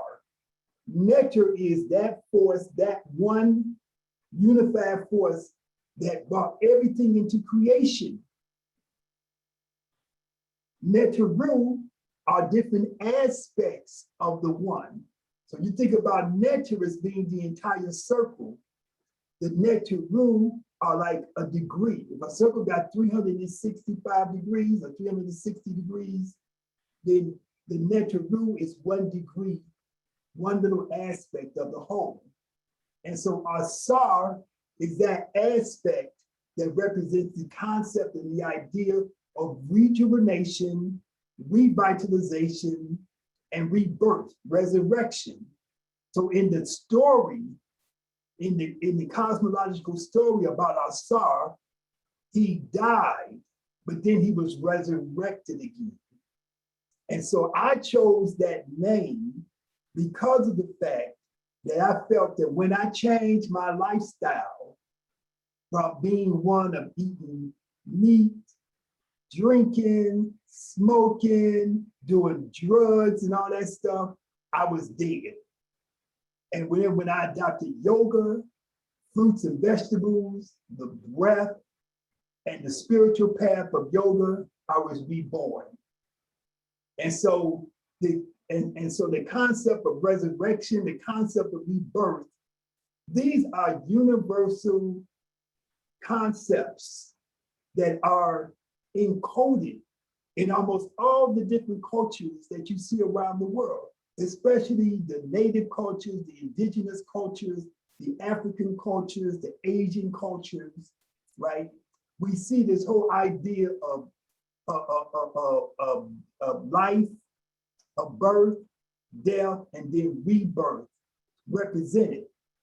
You can become reborn on various levels. You can become reborn from a psychological level, from a spiritual level, from a health and wellness level. You know, we're always trying to get to a point where we are resurrecting ourselves. And so this whole idea of resurrection, becoming reborn, this is a concept which is endemic to African culture. Every time you go to a different life cycle, that is a process of resurrection. In African cultures, oftentimes you receive a new name when you go from one life cycle, when you go from one stage of development to the next stage of development, right? So when you're a baby, my granddaughter just gave birth to her baby, right? And so I'm a great grandfather. So that baby, because my granddaughter's mother is a priestess, they went through a ritual, they did readings to discover what is the name that this baby is supposed to have. Who is this baby? What is this baby's life path? And then they gave the baby names that represent who this baby is and why this baby came here. And so when she goes to another stage of development, perhaps when she goes from childhood to adolescence, or from childhood or from adolescence to adulthood, maybe she will receive a new name, okay? So the names are very significant, and how we name ourselves, how we call ourselves are very important. So when I chose my name based upon who I wanted to be, who I felt like I am, and who I wanted to be. I did not have anybody to guide me. I did this alone by myself. And then I used to call myself Osiris or Osiris. And when I met my teacher of ancient, my teacher's name was Dr. Jacob Carruthers. I was working on my master's degree in inner city studies, which was an African-centered curriculum. And we was learning how to read hieroglyphs, how to read with do nature. He said, your name is not pronounced Osiris. He said, that is the Greek pronunciation. He said, your name should be pronounced Yasir. And so I call myself Yasir because I feel like I'm reborn, I'm resurrected. I call my middle name Ra, like the energy and life force from the sun. And I call my last name Hotep. Number one, because it's a simple name. It's a common name. In ancient Egypt, there was a lot of Hoteps. It's like there's a lot of Smiths, Jones, and Williams, right? And Johnsons, among Black folks. Hotep was a common name. A Hotep simply means peace. It just means peace. So Yasir Ra Hotep, okay? Any other questions?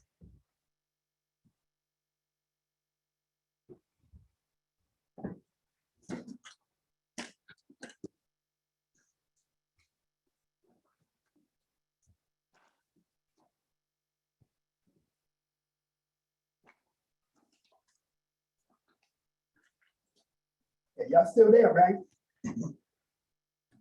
I'm here. Yes, we're here. Okay, I just want to make sure because it was so quiet.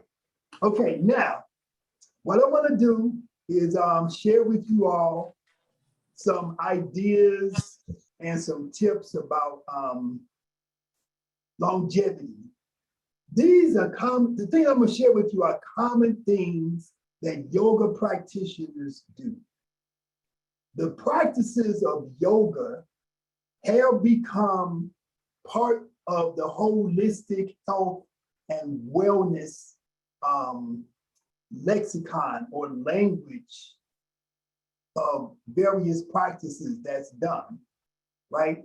So in yoga, we have always done things like internal cleansing. You can call internal cleansing that I'm speaking of, you can call it water irrigation, okay? So we have so in our gut, we have our colon, which is the pipe or the tubing through which the waste leaves from our body, okay? The colon is the waste disposal system of the body, okay? The colon is about 6 feet in length, and that is the tube within the body that the waste goes through. You have something called intestines. You have 23 feet of intestines, okay? The intestines the intestines is where your food is assimilated into your body and processed into your body. I'm sorry, I gotta do something right fast. Okay. So your colon, your intestines is where it processes and it assimilates the waste. It assimilates the food that you consume, and then your colon eliminates the waste, right? And so yogis from the beginning of yoga practice have always considered maintaining the health and the wellness and the condition of the colon and the intestines and the whole gut area of the body as being essential within the practice of yoga, okay? And so we engage in certain practices like water irrigation or colonic irrigation. So this is what we use. Now, you all have heard the term colonic, right? Many of you have probably had colonics before, but which is good. If you could, if you want to pay somebody or you want to go and have a colonic done, that's fine, and you should do that. But we say that periodically, whether you're doing a colonic or an enema, that you should do this at certain key times of the year. You should go to a cleanse at least 4 times a year. So a cleanse is going to be, I'm going to clean out my colon. I'm going to fast or go on a semi-fast. So fasting means I'm just going to drink liquids, right? Or I might just drink water. A semi-fast is where I'm just going to eat fruits and vegetables. I'm not going to eat any animal products, which I don't, as a yogi, I'm not going to eat animal products anyway. And so I'm going to eliminate animal products. I'm going to eliminate my beans. I'm going to eliminate rice. I'm going to eliminate bread and things that I might normally eat. And I might just eat raw vegetables and raw fruit and fresh juices and herbal teas and stuff, right? And then in conjunction with that, I'm going to cleanse my colon. And so, I don't know why people keep calling me when they know I'm working. Sorry. And so,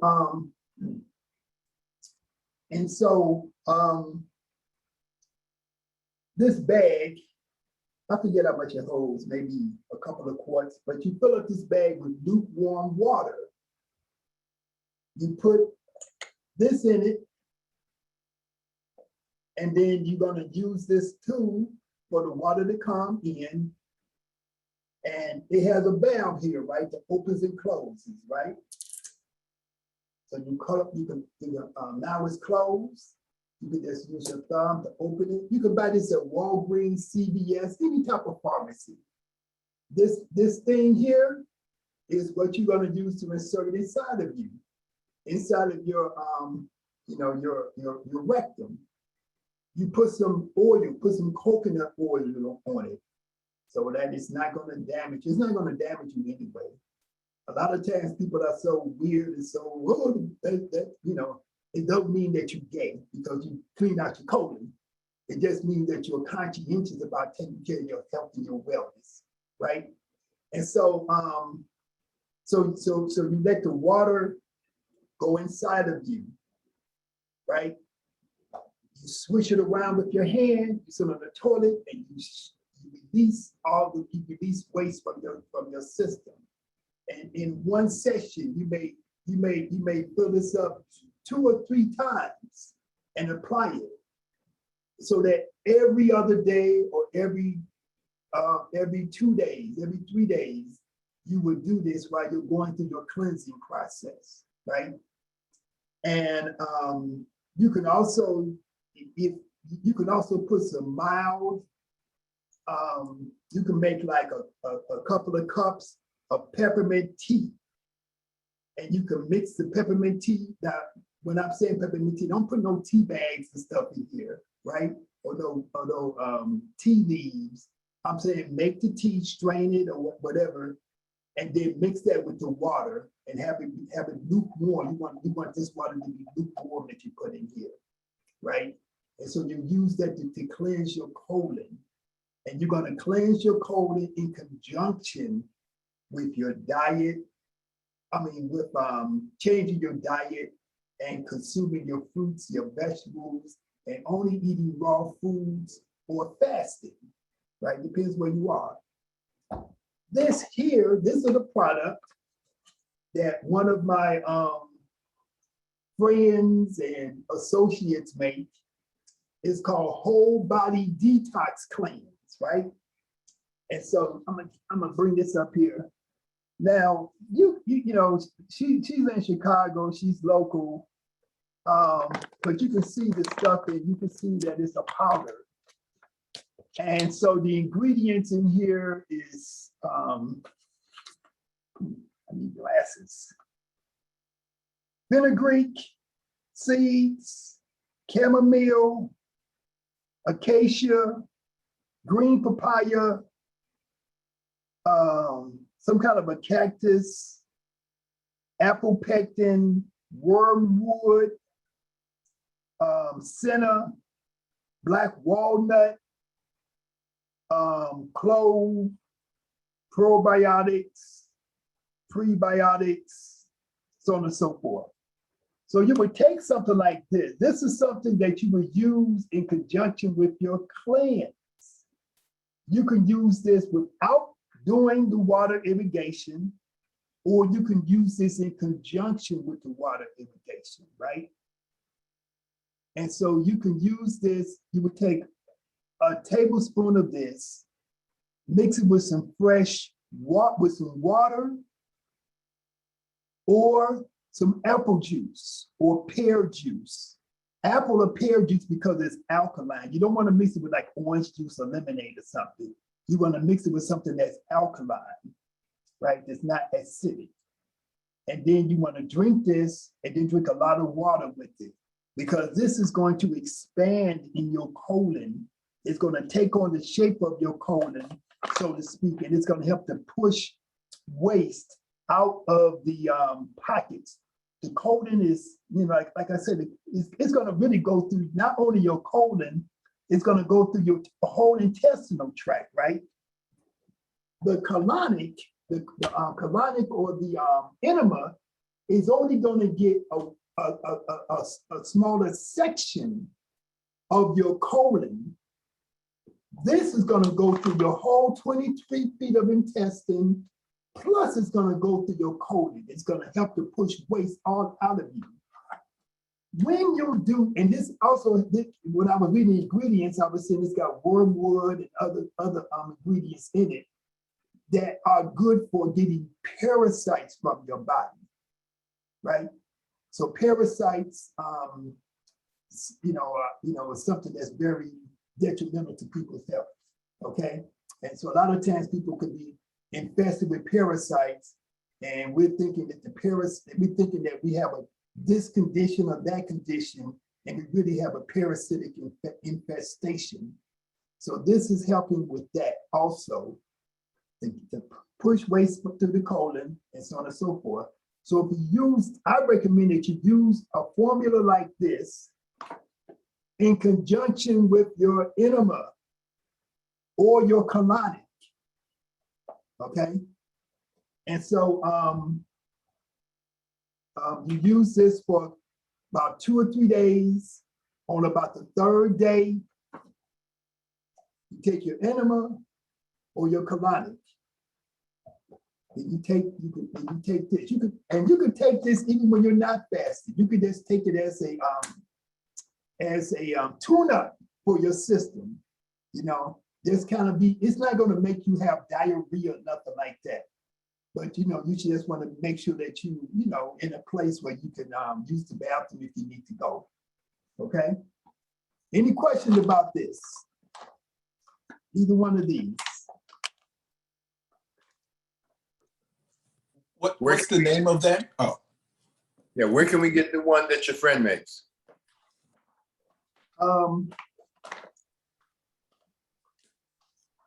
She's in Chicago. Her phone number not even on here. Send me an email if you really want to know. Send me an email. I don't know if she mails it off or ships it or what. I'll be in Chicago soon. Okay, well, she's on 73rd and Jeffrey, but her name is Camilla. Actually, I think my phone, let me see if my phone is dead. Let me see if I can give you her phone number.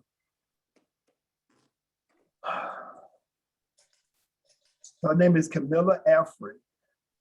And she used to be, now you all probably have not heard of this lady, but her name is Alvenia Fulton.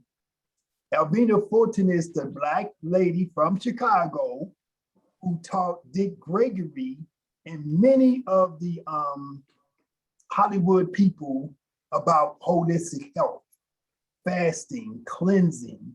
And Camilla used to be her apprentice, used to work with her, right? And so I still don't see her phone number.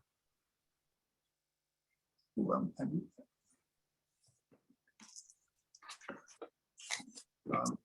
looking at the old thing. Sorry. Master, what's her name again? Maybe we can look her up on social media. Camilla. She's on Facebook. Her name is Camilla, Camilla, And her last name is Alfred, Alfred, Alfred. Great. Thank Her you. number is 312-480-9588. And her other number is 847-514-4662. Camilla Alfred, she was at Soul Yoga Fest. Some of y'all might have been at Soul Yoga Fest. She was there, and she was doing a presentation. We also gave her an award at Soul Yoga Fest, right?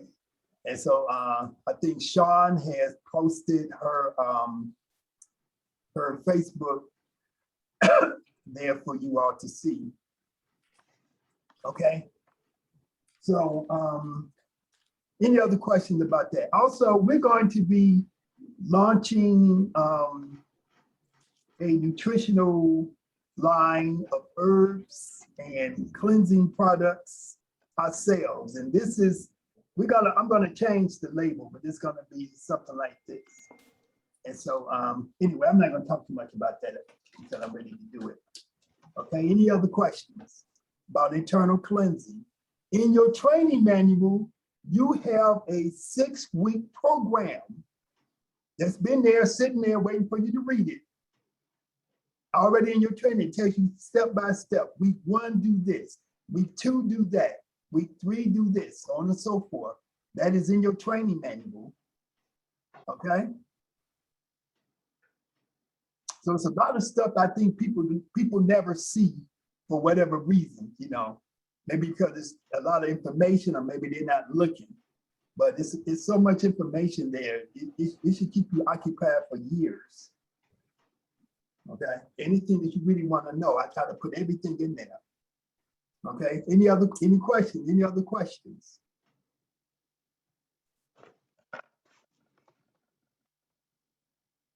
Okay, now another aspect of cleansing, and you know, I think we've gone over this before, but I'm going to mention it again, is the neti pot to cleanse your nostrils and your sinus cavities and the back of your throat.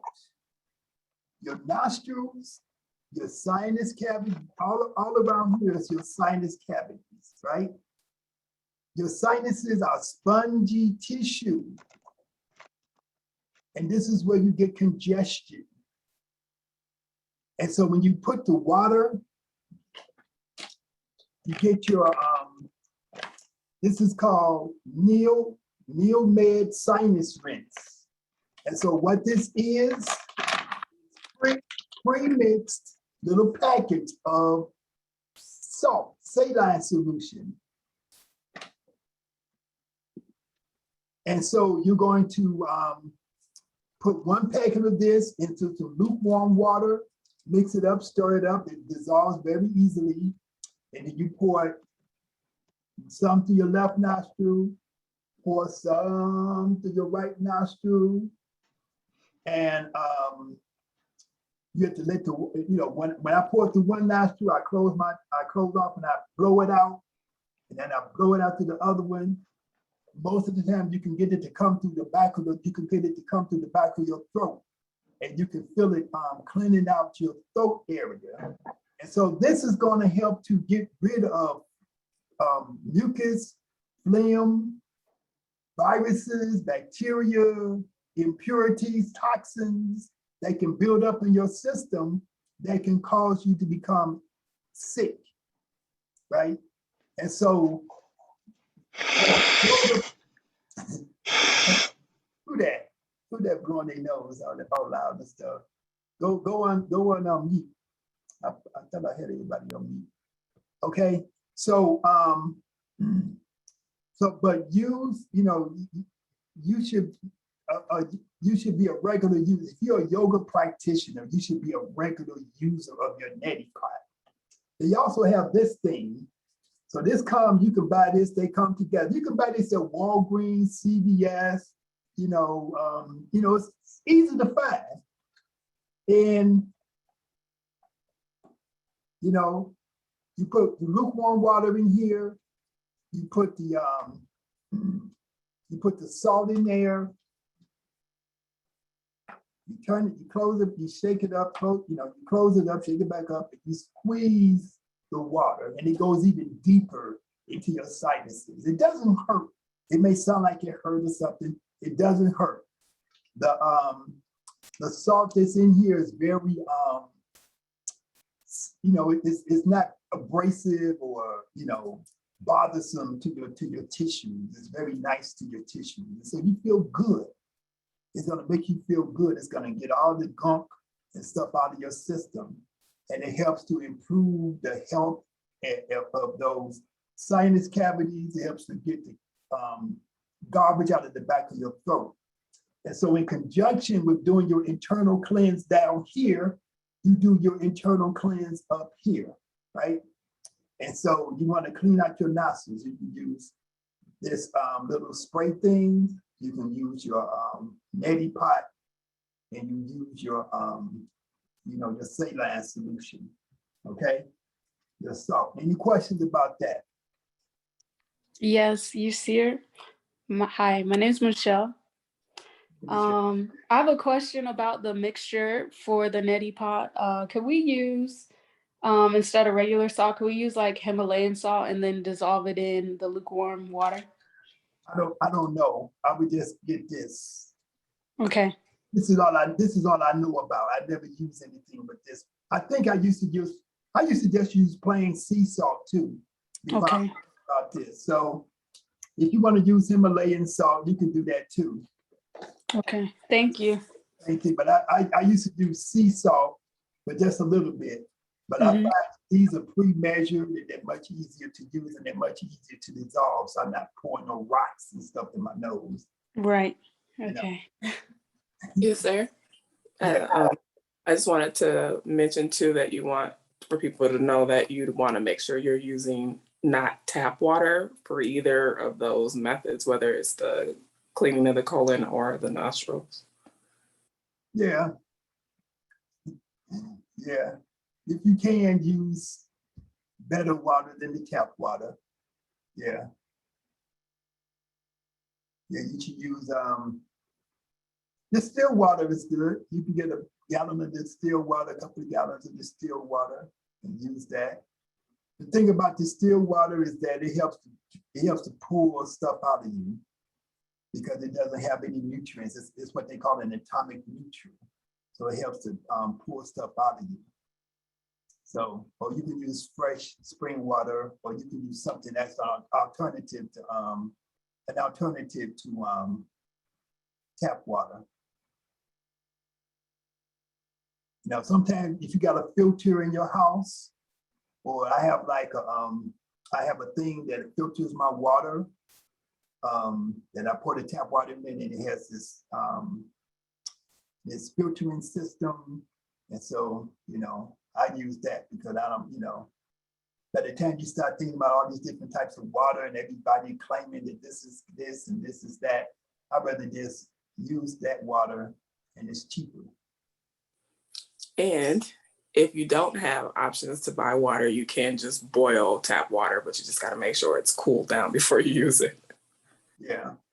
But when you boil water, the only thing boiling water does is get rid of bacteria. And most tap water don't really have a lot of bacteria and junk viruses and stuff in it.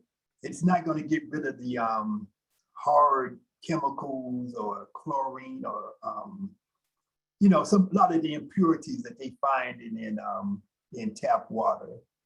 Boiling is just like to kill germs and stuff. So you have to take all of that into consideration. But thank you. Any other questions? Okay. Next thing is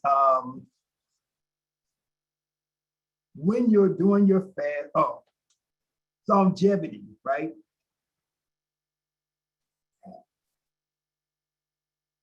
When you eat food, you want to eat the highest quality of food. It's just like I drive a Lexus, right? I ain't trying to brag enough. I'm just saying I drive a Lexus. I don't got no Mercedes. I ain't got no Mercedes money, but I drive a Lexus. I got to put premium gas into that car. If I put some regular gas, it might start to act up, right? But I drive that particular car because of the quality of the car. And so I have to feed it the gasoline that's going to be quality for it, that's going to allow it to run at its highest level of efficiency. So I got to put the 93 octane gas in it, right? And so my body is the same way. I want to put the highest level of nutrients into my body, something that is very easy to digest, right? But it's going to give me a high level of nutrients in return. So I use my bee pollen. This is bee pollen. Bee pollen is the pollen that comes from the flower. The pollen is the reproductive material, the genetic material of the plants.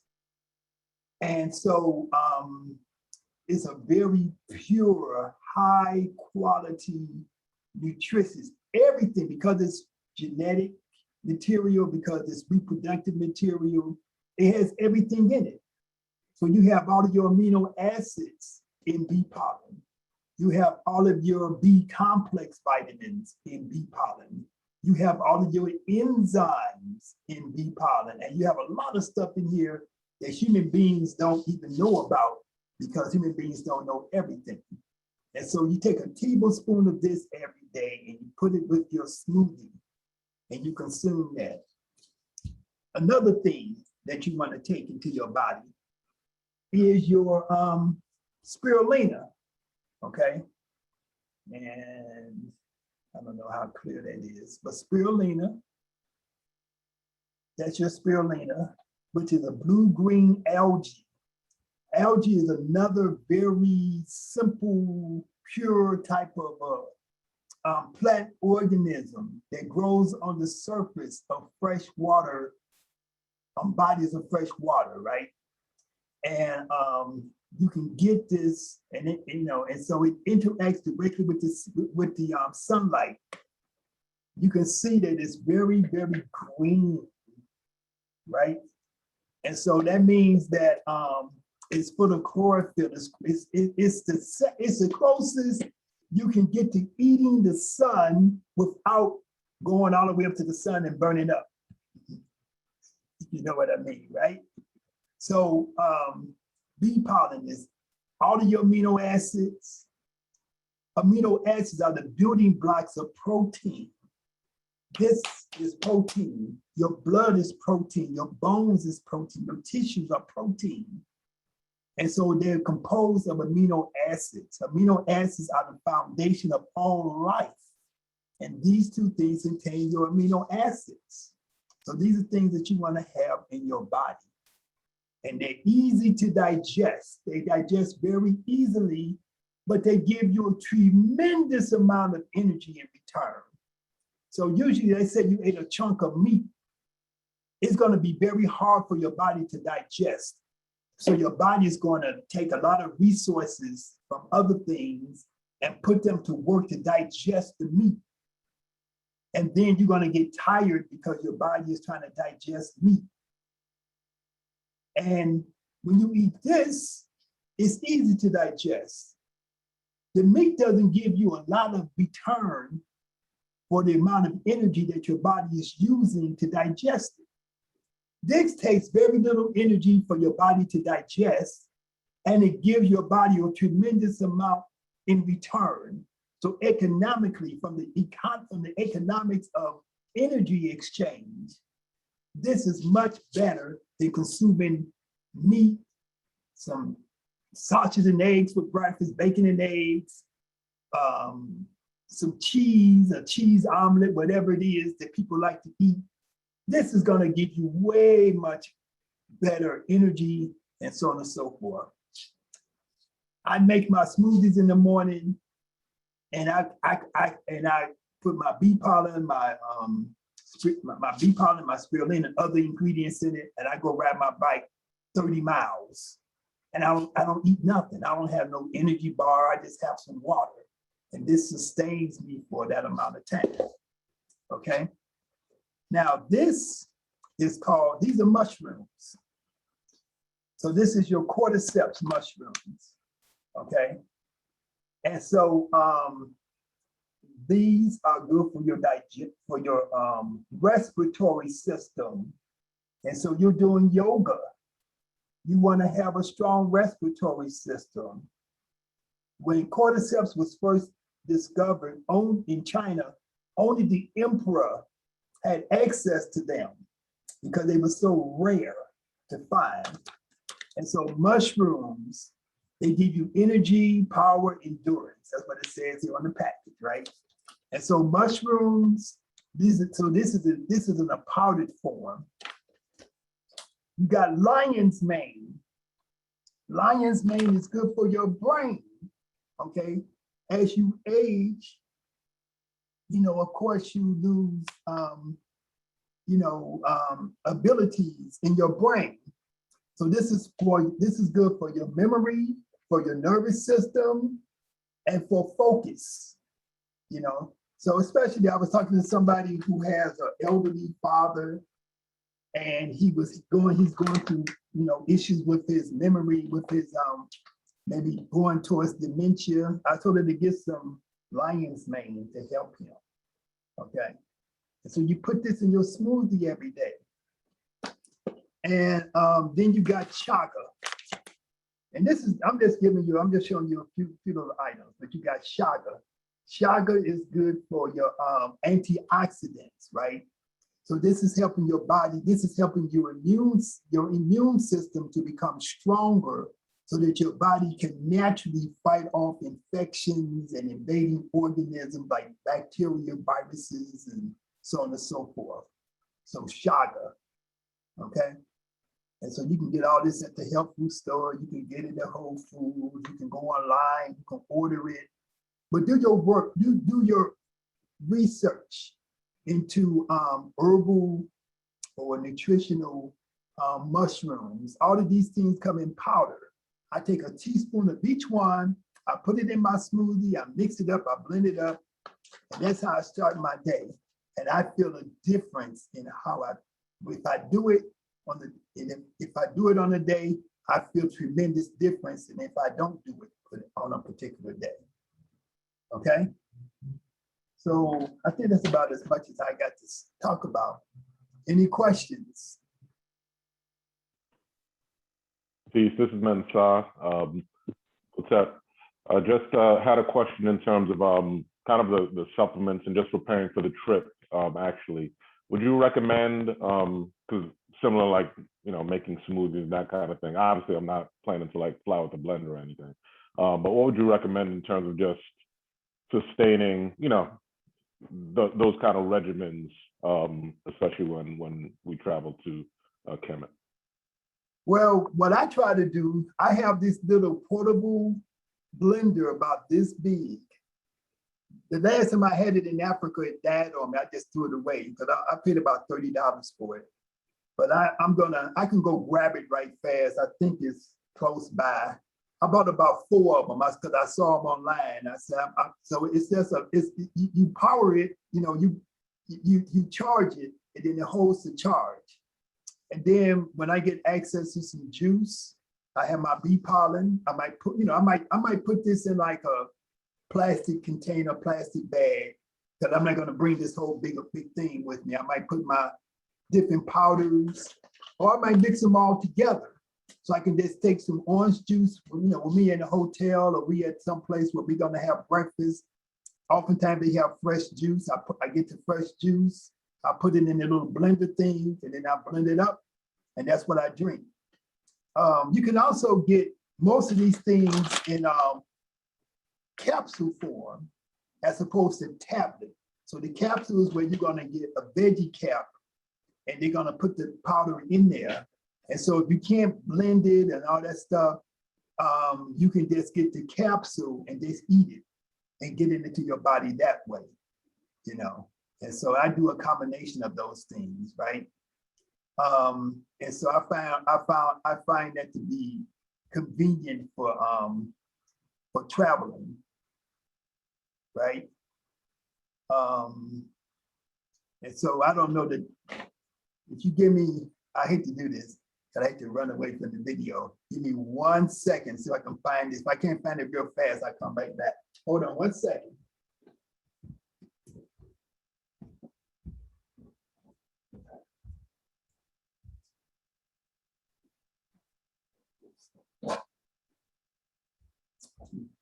Okay, I did have them close by.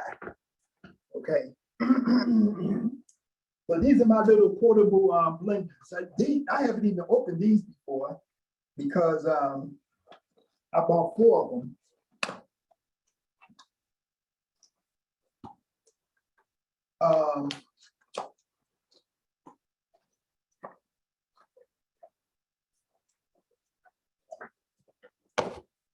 These little portable, they call blend jet.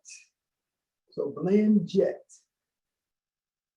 And so, oops, there you go. Yes, you can, it's already blending. You plug it in right here, you charge it.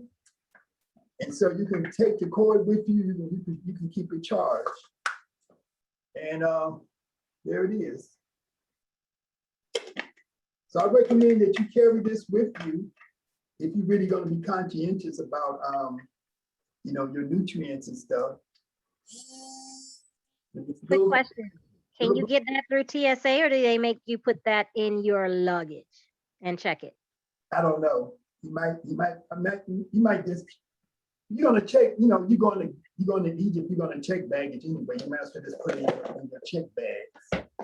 But they might bother you. I don't really know. Because I always have it in my check bag. So I want to pick things I was up. just asking because somewhere on the TSA website, they said you couldn't bring blenders and you know I'm always on the go. So I was just curious. Oh, yeah. Well, I don't know. I never tried to bring it to TSA. One more thing. Hold on. Yeah, they're gonna make you check it. I did it before because I had a NutriBullet I traveled with, and it has a blade on it. Even though it's a very small blade, they still be tripping. So you just put it in your check bag, and you'll be all right. Thank you. Another thing, this is a brand of vitamins that I use. This is a multivitamin. It has vitamins and minerals, and it's raw, and it's made out of food. So this is not synthetic. So let's say you go to some place like GNC, they may have, I don't know if they sell this in GNC or not, but they may have a lot of synthetic types of vitamins and supplements that are not going to digest. And so when you take them, and then a little bit later you urinate, you see your urine comes out all yellow. That's your vitamins that you took that your body couldn't utilize because it's not recognized by your body. So vitamin code, and they got it for different ages. This is one for 50 and wiser men. They got them for men, they got them for women, they got them for younger people, they got them for older people like me, right? And so, but again, it's all made from food, and this is all capsules. And so they're easy to digest, they're easy to assimilate by your body can assimilate these easily. And you could even take them out of the capsule and mix them with some juice if you wanted. You have a hard time swallowing stuff. And so I recommend that you get this. So if you come into Kemetic, if you come into Jamaica, or even if you're not, I recommend that you get some. If you're going to get supplements, I recommend this particular brand.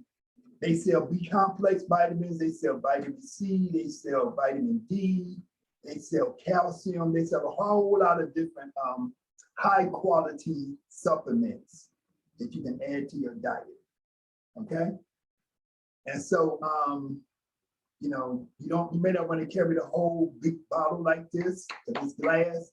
You can just take it, put some into a, measure out how many you're going to need for the time you're going to be gone, put them in a plastic bag. Another thing I'm going to tell you, because I like to eat snacks, bring you some snacks with you because you're not gonna be able to buy snacks there. So bring your raisins, your nuts, your dates and stuff like that, or whatever kind of little bars you might like to eat. Don't just get them for the airplane ride, get them for the whole trip, right? Because we're gonna be gone for like almost 2 weeks. So, so get the stuff that you like, get the things that's gonna make you happy, satisfied, and bring it with you, because you're not gonna have access to like grocery stores or snacks and stuff like that. So bring your things with you if you like to have little snacks to chew on or eat or whatever, nuts, seeds, dried fruits, so on and so forth. Okay, so get your blender. It's called Blend Jet. It's online. I don't know how good a quality they are, but they only cost like around $30. So I just bought I think I bought 6 of them, and I gave some away to people. Okay. Any other questions? Question. I'm not going on this trip to Egypt, but question. There's no markets where you guys go? Not grocery store, but like like an outside market where they might have dates or certain types of nuts and stuff. You don't want to do it. You don't do it. If you want some dates, but it's got flies all over them and stuff like that at the outdoor market, you can get those. But we don't. Everything we do is very controlled because Yes. You don't want to get sick. Just go to the big huge market and go here and go there. We're not doing all of that. Okay. Has anybody gotten sick off of eating like that, like eating at the market or whatever? In your experience? We don't go to those kind of markets and never ever. Okay. Like that. We buy things. You can get sick. If you drink water, the water like the regular tap water, you can get sick. Gotcha. The water is not purified. Like our water got garbage in it.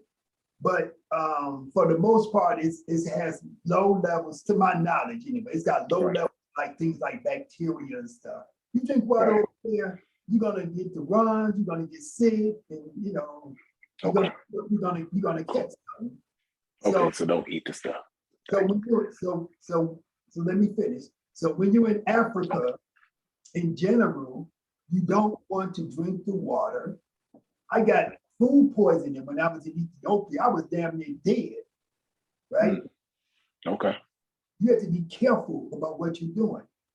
Okay. And so even if you're eating like some salad, and they wash the salad with their water, you can get sick from that.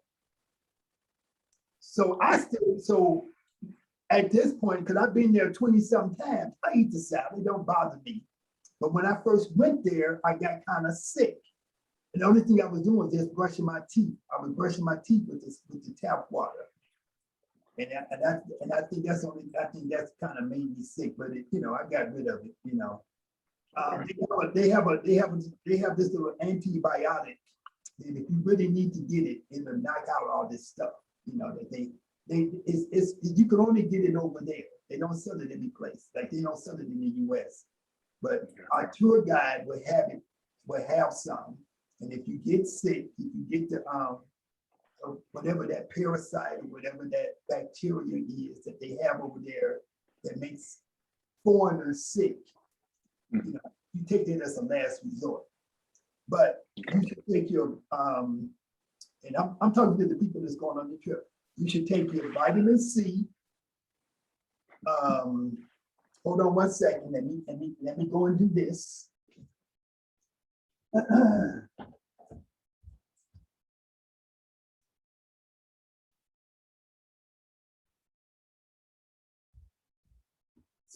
They have something called emergency, right? Emergency is like a little packet. Everybody, y'all seen this? Maybe some of y'all can speak on it. But I get this vitamin C powder. And I take this with me. I mix it with water. It's very, it's very powerful. But vitamin C is an antibacterial. It's an viral. And so it'll help to knock stuff out of your system. And so you want to keep your level of vitamin C up. And so because of the fact that we're traveling in Egypt, when you say I'm a vegetarian, I'm a vegan, that doesn't compute to their mind, right? They want to give you some bread, and they'll give you a whole bunch of bread, and they say, oh, vegetarian, right? And it's hard to make them understand that when we say vegetarian, we want a lot of fruit. We want a lot of vegetables. We want green leafy vegetables, because their consciousness is not the same. So, so you have to learn how to compensate, bring you some supplemental forms of nutrition with you, bring your tea bags with you. If you drink certain type of teas and you have your tea bags, bring them with you. And just, I bring my thermos jug with me. When I go to the restaurant, I say, fill this up with hot water.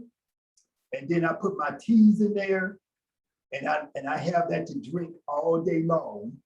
I just sip off of that. And none of the teas I drink are medicinal teas. So I have my teas for my lungs, teas for my digestive system, teas for my energy, and so on and so forth. And I mix all of that together into my thermos. And then I have my thermos. My thermos is keeping my tea hot. I put my ginger in there. I might put some cayenne pepper in there. If we're in a hotel, in the restaurant, I get some lemon or some lime and squeeze it in there. That's how I do my thing, And so that's what I recommend that people do if you're going to be traveling international and things like that, because you want to, you want to maintain your health, no matter where you are, even though you don't have access to the same things, Any other questions? All right, well, we're going to end it there then. I want to thank you all for spending your time with me on my birthday. I turned 68 today, and it was wonderful spending my time doing this. I started practicing yoga and became a vegan when I was 21.